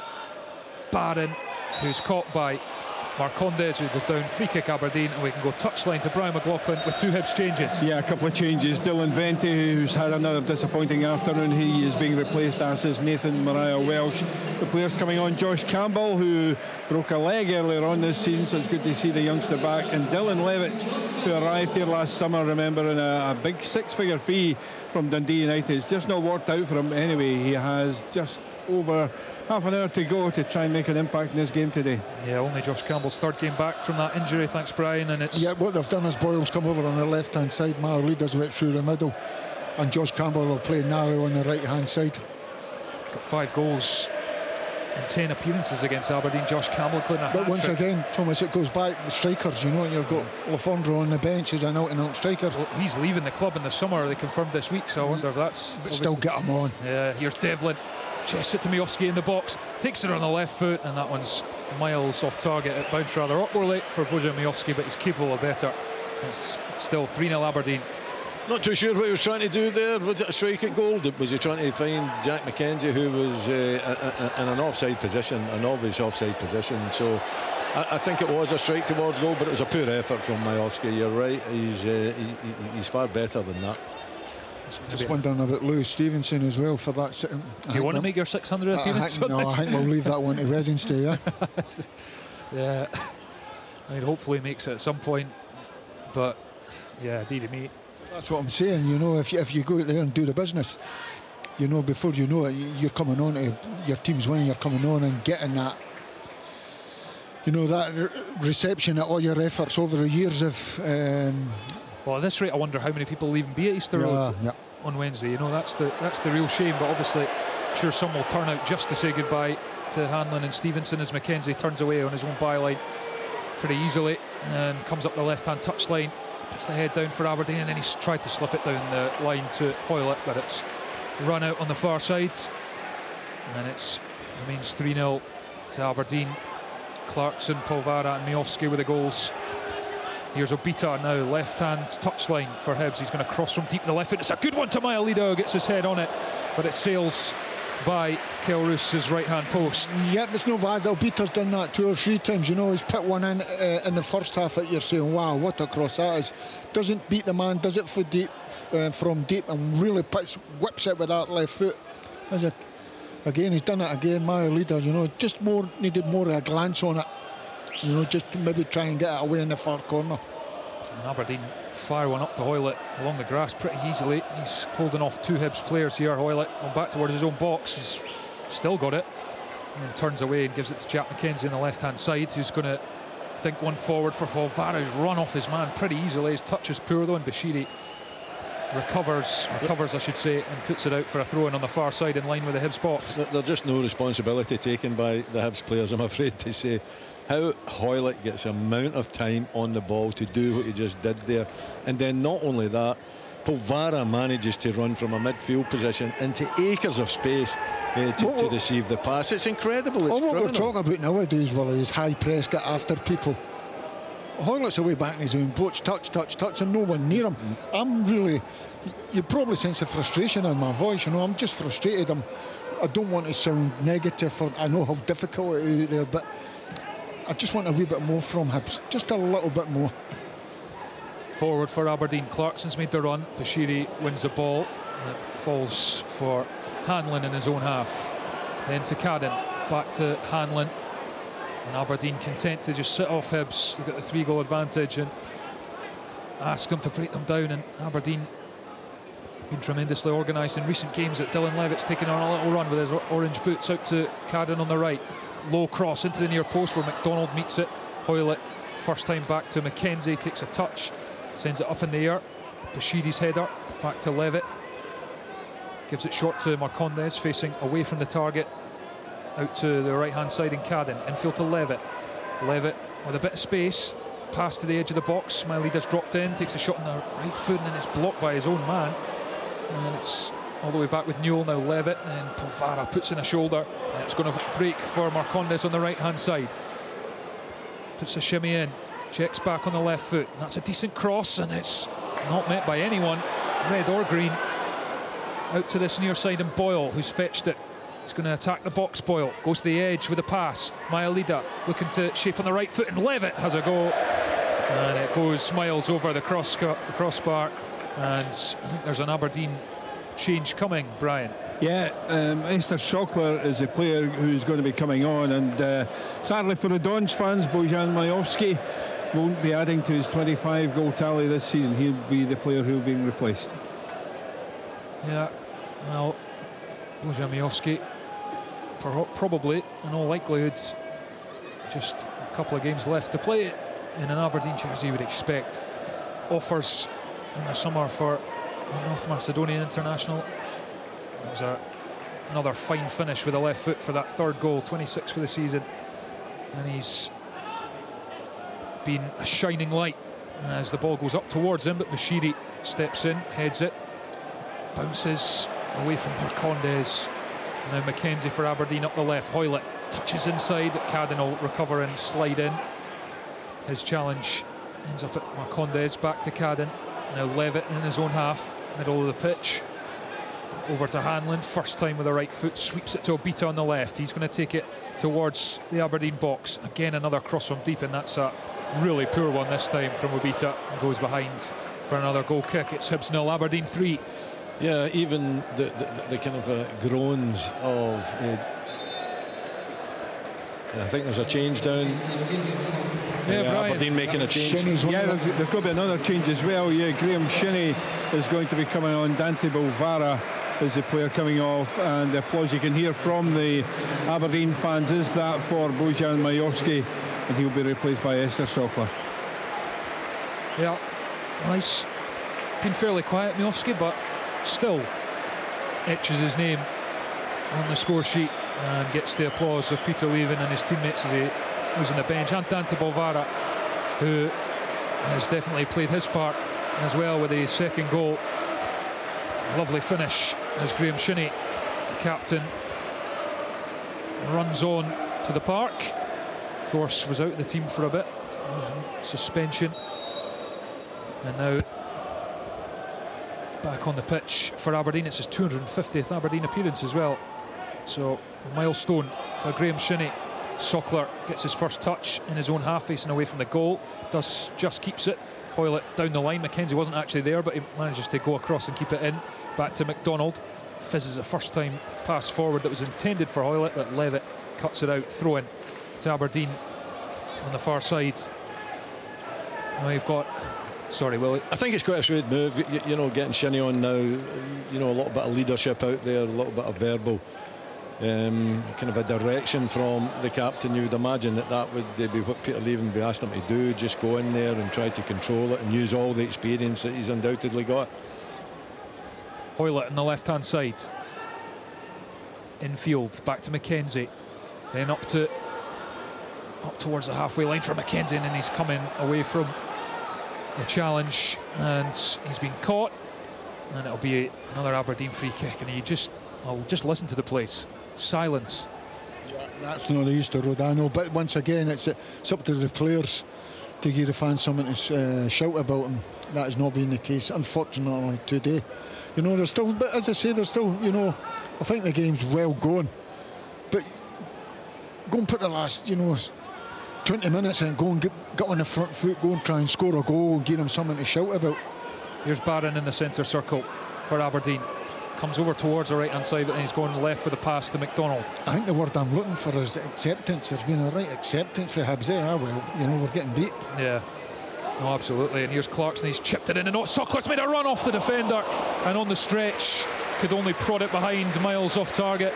But again, Mr. Sokler just running off Bashiri easily there. Yeah, he's not far away from it.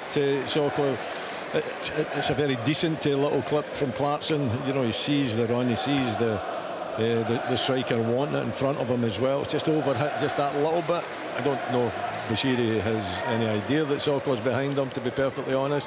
Didn't look as though he was looking round about him to make sure that he knew where the striker was. There is only one striker up there, by the way, I would point out to the two central defenders, so they should know where he is at all times. Fired into the box at the back stick. Martin Boyle gets a boot on it, but it doesn't come under his control, and Shinney gets in and gets it to Mackenzie, who clears down for Sokler. But I wonder, one of the revelations, Willie, of Aberdeen's season is the clean sheet run, is that you can defend with two centre backs. Indeed, yeah, as long as they've got a good understanding, and as long as there's a good shape. And I think when they've had to, they've went into the back four, and they've had good protection from the midfield as well. I think the midfield have done their part. Marcondes into the Aberdeen box for Hibs, but Gartenmann was there to side foot it away. Sokler goes up, and it's collected by Dylan Levitt in the centre circle, as more Hibs fans just decide they've seen enough, and the ones who remain are crying in vain at the lethargy of their team. 3-0 down here at home to Aberdeen. We've played 70 minutes and it's given away to Barron. Sokler takes it on the turn in his own half, and he's played it out to the left where Hoylett's heading through, and Bashiri's going across. Hoylett gets there, slides it into the middle of the box, and Shinney on the stretch, beaten to it by the goalkeeper Wallacott, who did really well in the end. And Shinney goes to make sure he's okay, because he may have caught him there. entitled to go for it. You know, the ball's there, the goalkeeper's gone for it, Shinnie's gone for it. The goalkeeper's been very brave, he's done very, very well. But once again, you know, on that turnover, you know, 2 passes, boom, and an Aberdeen in. You know, just need to be, in terms of Cadden, just need to be a little bit more careful in how you go forward. You know, you're just getting a little bit advanced to the ball. A couple more Hibs changes coming, Brian. Yeah, 2 changes. Joe Newell is coming off as his number 20, Emiliano Marcondes. Yogi's had his wish. He has a striker on the pitch. Adam Lafondre's coming on as his number 15. Luke Amos, the former Spurs youngster, who's really struggled with injury since joining in January. They're on for the last 20 minutes or so. Yeah, I like Lafondre. He's one like Hoylett. He's one that, you know, he's been about and he's a live wire. He's been unfortunate. He's at an age where he picks up injuries. If he could have kept himself injury free, I think he would have done a right good job for Hibs. And in terms of Amos, that knee that he's had since a kid always comes back to haunt him. And pass back, just bobbling about horribly for Wollacott, and the Aberdeen fans put the pressure on from behind his goal, but he gets it away cleanly enough. But yeah, I tend to agree with you, John. When I've seen Adam Lafondre for Hibs this season, he's linked the play really well, gets ahead on most things and brings others into play. And you play on the shoulder and going behind. I don't think Fenty does that. Fenty plays in front of you. You always know where he is. Here's Amos, the substitute, who as Brian says, has had a difficult time with injury. Amos is a player. Just doing my homework on him and knowing what he done down in England and being in the game and, you know, sniffing about him a few years ago. He's a real good footballer if he can stay injury free. Here he is as he tries to thread it through for Lafondre, but McDonald read it for Aberdeen. If he can stay fit next season, he could be a big player for Hibs. Joined after leaving QPR in the January window, but here's Hoylett again for Aberdeen. Slips it between 2 Hibs players for Barron. Back to Shinnie, who's under a spot of pressure, and goes back to his goalkeeper Kel Roos, who controls it and then goes with the left foot as the rain actually comes down in Edinburgh. Sockler goes across to pressure Amos, he gets it away, the midfielder. Now it's Bashiri over to Hanlon. Hanlon spreads the play to Obita on the left hand side, inside ball to Boyle, who dummies, and then to Miley down the edge of the box, and then the ball in behind for the runner Josh Campbell, but it's too far ahead of the Hibs midfielder and behind for an Aberdeen goal kick. Still the Dons lead 3-0. Yeah, it's been the story of the game. Hibs huffed and puffed, you know, and nearly got in, you know, as you say, it's Lafondre there linking it, looking to play that wee slot pass. That's a lovely touch from Barron in the midfield away from Amos, and then he's chopped down by Lafondre as he got into the centre circle. And then Lafondre's having a right go at his teammates as he goes in the book for allowing Barron to run so far unchallenged. And he's decided to take matters into his own hands. Yeah, it was a lovely little turn though, wasn't it, from Conor Barron. You know, he took it in the tight space. He was prepared to take Lafondre on. A little bit of frustration from the sub, but he was taken to the cleaners, as he said. As in comes Hoylett from the left-hand corner of the Hibs box. He's twisting and turning, ducking and diving. Hoylett, such a tricky customer, and then he picks up McGrath, and the box goes down under a bit of pressure from Levitt, and it goes behind for a goal kick. And I think Aberdeen are perhaps going to make another couple of substitutions, or perhaps get to Brian, who can tell us about those. Yeah, well, I'm not quite sure they're ready to come on yet, but Jack McKenzie is going to be replaced as his junior Hoylett, and it looks like Duke's coming on, and number 19 James McGarry is also coming on. So number 18 James McGarry is coming on. And it's Aberdeen who fire it across, and Clarkson, does he keep that in? He has, and that's brilliant, but then no, he hasn't kept it in. Throw in down on the near side on the halfway line, which Obita prepares to take. There's another ball on the pitch, throws it to the feet of Boyle, who controls, spins. He's going to run at Nicky Devlin. He's got 4 red jerseys around him, manages to slip it to Lafondre, who's dropped in, plays it to Levitt. Levitt with the right foot over to Cadden on the right hand side, up towards the corner of the Aberdeen box, into Mailida, who flicks it away to Levitt. Mailida gets it back, turns, faces the goal, gives it to Lafondre, takes it away from goal, right foot to Cadden, then to Levitt. Levitt controls, plays it square for Hanlon, who stepped onto the game midway through the Aberdeen half, then to Obita on the left hand side. Obita inside on the left foot, then crosses with a right. Connor Barron's back, the diminutive figure, heads it away for Aberdeen, and Sockler wins the seconds. Hibs send it back to Obita. Shinnie gets ahead on it. Sockler again wins it ahead of Amos. Shinnie wins the seconds, and it's finally settled at the back for Hibs with Bashiri. Forward to Campbell, who stinked it to the left, and Obita runs onto it, but Devlin's come across and he's going to try and shepherd this out, and he gets the foul, and Obita is unhappy that he's been penalised for that little nudge on Nicky Devlin. He buys it though, doesn't he? I mean, you know exactly what Nicky Devlin is going to do there if there's any touch at all from Obita, and you know, why does he need to go in for that challenge? He doesn't have to go into the challenge. It's a bit of a struggle for Devlin. He's hoping that the ball's going to go over the line. It might not have had enough pace to actually get there, so to give away the free kick's just nonsense. And here come those Aberdeen changes that Brian mentioned. So Duke is going to come on for Hoyland, who has put in another fantastic performance, you have to say. And Jack McKenzie is going to be replaced by James McGarry, who has not actually played since Peter Leven took the interim reins, and he played as a part of that A-League winning side under Nick Montgomery, actually. James McGarry, he's had another one who's had an injury disrupted season, a summer signing, and he's on now for the final 14 minutes plus whatever's added for Aberdeen. And Duke is also on, as you can hear by the chants from the away end.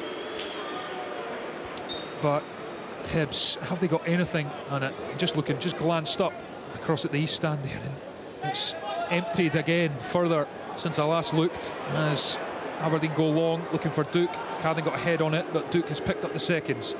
It's midway through the Hibs half. Turns, right-footed pass to McGarry. He gets a first touch, drops the shoulder, twists and gives it to Shinnie. Back to McDonald, and all the way back to Kellaroos. You're listening to Sports Sound live on BBC Radio Scotland. Much more to come this week. Live commentary from Ibrox, Rangers Dundee Tuesday night. Coverage from 6 on Wednesday night. Commentary of Celtic at Rugby Park against Kilmarnock, plus open all mics on FM and Sounds from the other games. Massive one at McDermott Park. St Johnstone against Ross County. A battle to avoid the playoff.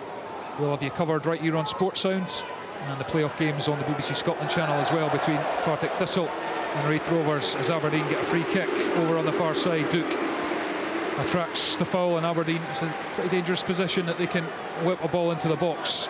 They're having a good afternoon, the Aberdeen fans, aren't they? You know, they haven't had too many afternoons, league games anyway, this season, but they're certainly enjoying it, and they just love Duke. Unfortunately, he's not been anywhere near the player he was last season, but he's got a little bit of time here, the last 10 minutes, to gives him something to take home with him.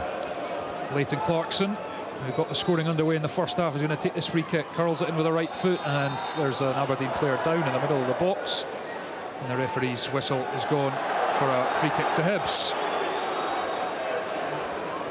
Well, I just wonder the thoughts of Nick Montgomery down below us. You know, that statement that came out a few weeks ago made life a bit difficult, threw some questions up in the air. It was all very vague, and then, you know, the team started the post-split fixtures with a really good performance and win at McDermott Park, and then, you know, the next two games, defeat in Dingwall, and then almost really embarrassed on your own patch by Aberdeen. And it's pretty bleak for the Hibs boss, and then it's broken through though in behind. Here's Mailida, chance to get Hibs on the score sheet. It's Miaziam Mailida, saved by the feet of Kellaroos, and that sums Hibs' afternoon up, as Mailida misses a glorious chance when through on goal. Yeah, it was one straight through the middle, and to be fair to him, you know, he's hit the target, he's on it, he's hit the target, and a great save for the goalkeeper. You know, it's a goal that the fans could have done with. Obita's cross headed away by Gartenmann. Levitt off the face of Esther Sockler, and out for a Hibs throw-in.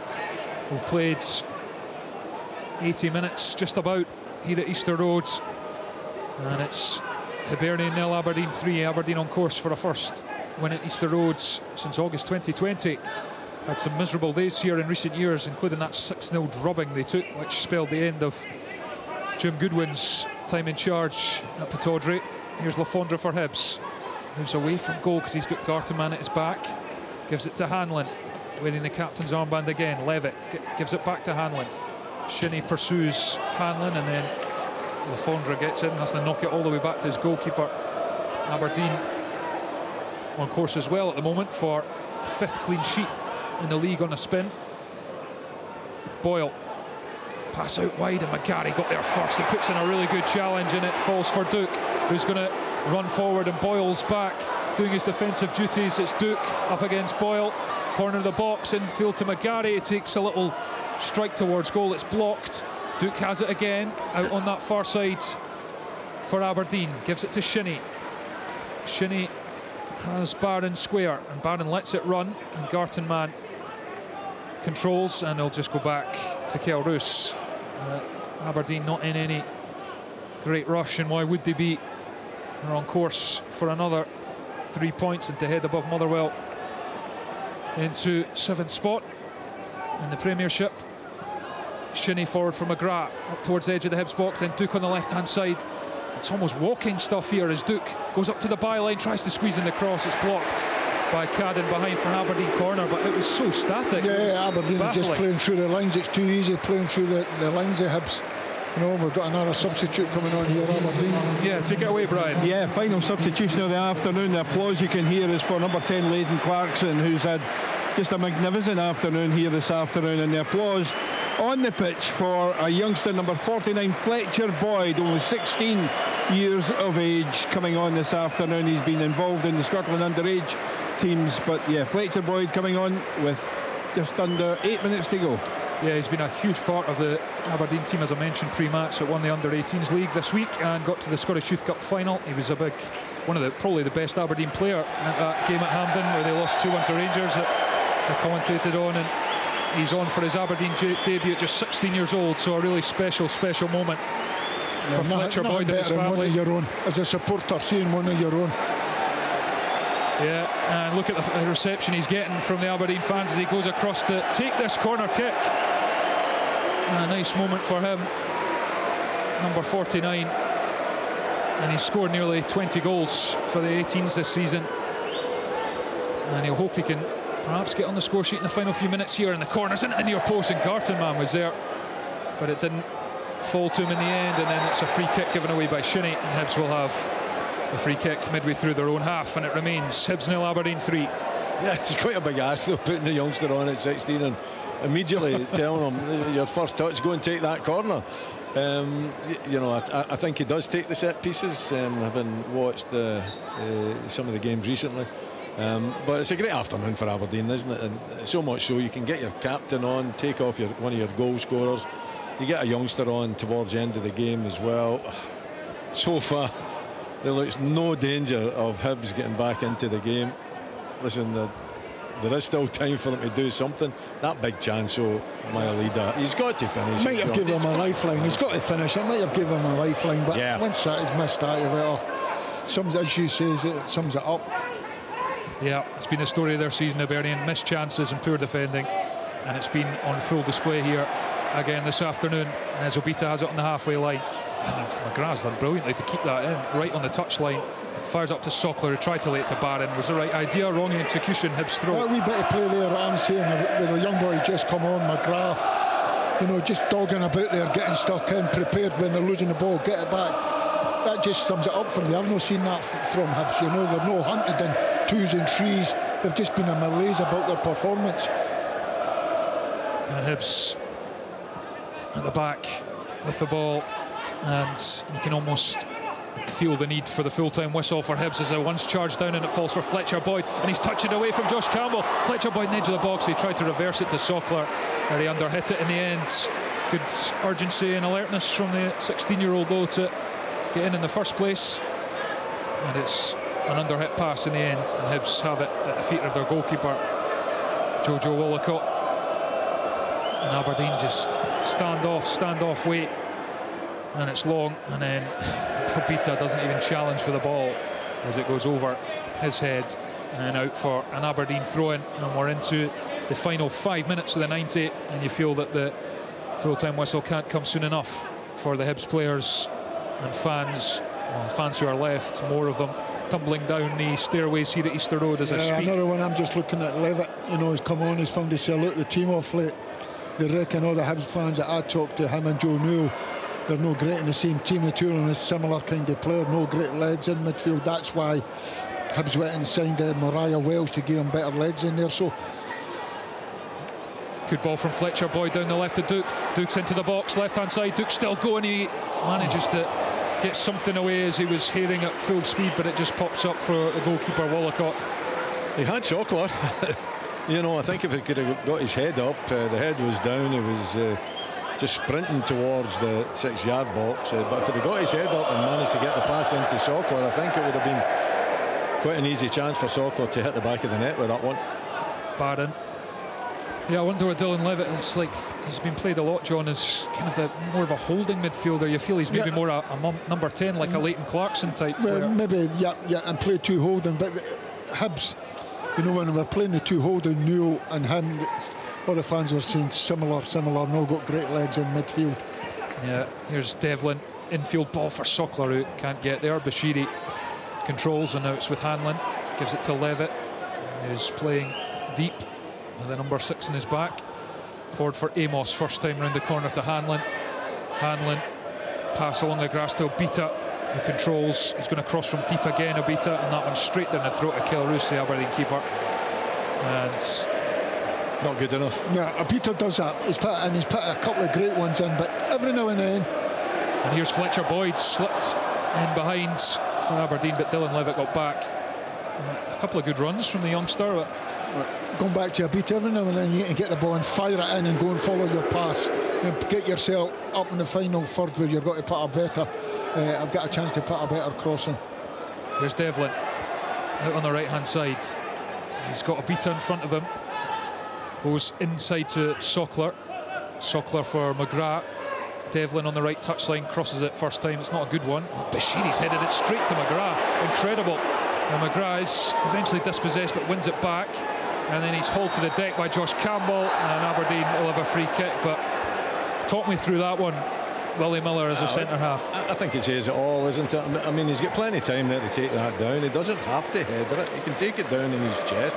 There's no awareness whatsoever that there's no one near him, Bashiri, and he gives possession away in a really dangerous possession situation, and unfortunately he's been known for that. You know, I think when you're looking at Angus MacDonald, for instance, the way he stepped in, took that one down in his chest, calmed everything down, kept it nice and simple. Everybody around about has confidence in him. You look at Bashiri and you don't have that confidence, and it's with, you know, actions like that that brings that on. That's interesting, because they've only won 2 of the 11 games he hasn't played. They tend to be better when he's in the team, but then he does stuff like that. It's very confusing. He gave one away against Ross County the other week there, wasn't it? Yeah.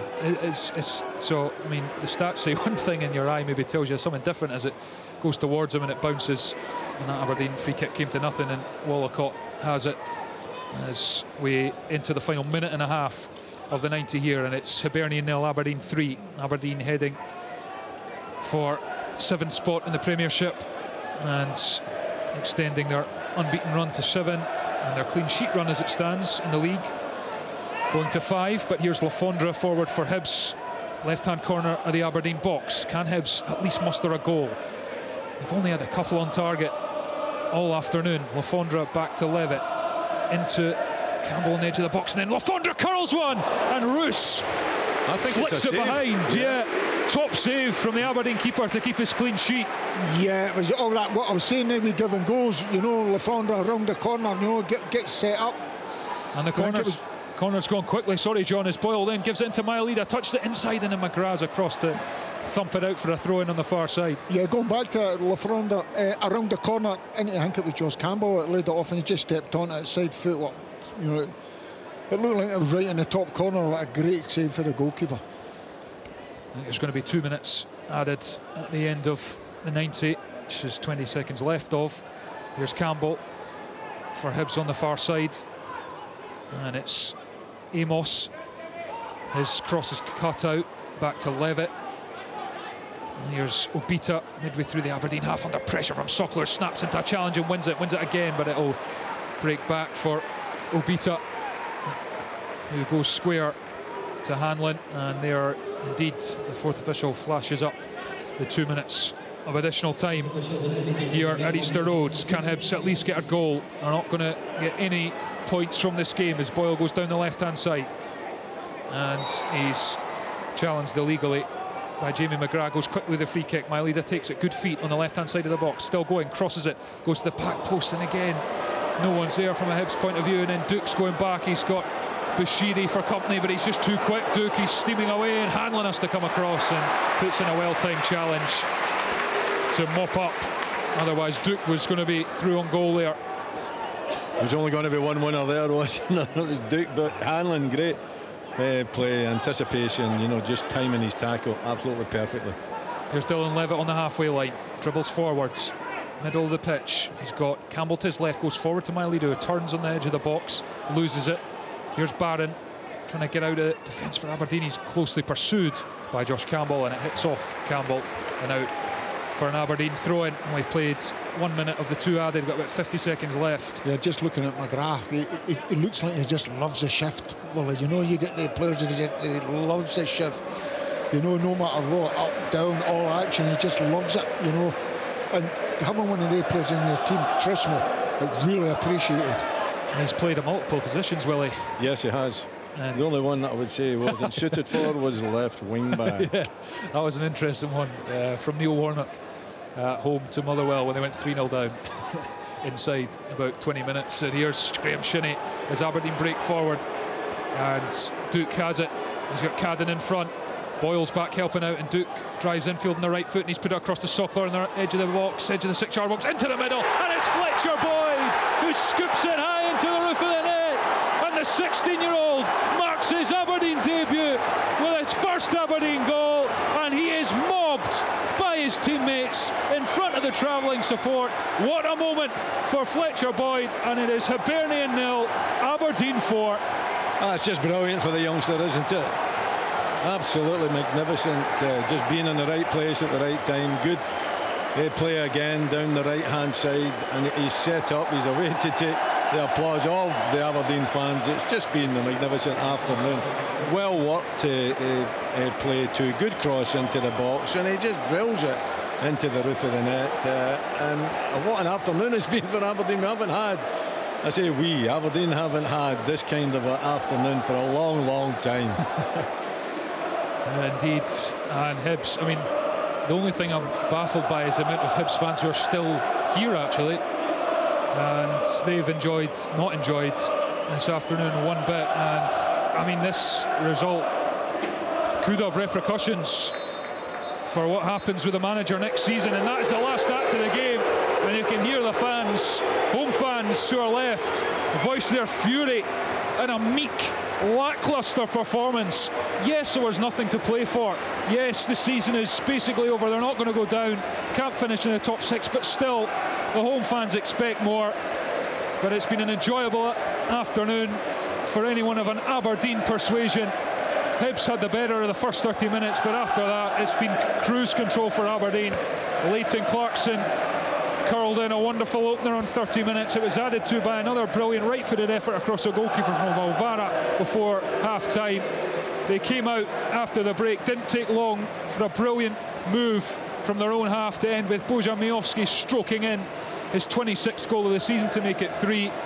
And Hibs only really had one chance to pull one back. Mailida threw on goal, and it was saved by Kel Roos. And then right at the end, a fantastic moment for 16-year-old Fletcher Boyd, stepping up to make his debut from the under-18s, and he turned home from inside the 6-yard box with the last kick of the game to round off a fantastic afternoon for Aberdeen. They stretched their unbeaten run to 7 league matches. It's 5 league clean sheets in a row. What a job Peter Leven has done in steadying the ship. But the questions at Easter Road over Nick Montgomery's future will only linger, will only intensify after this horrible display, and the players attempt to go round the pitch and applaud the fans who have stayed, but all they're met with is ire, fury, frustration and boos, and that sums up their season. Full time at Easter Road, Hibernian 0, Aberdeen 4. On digital radio.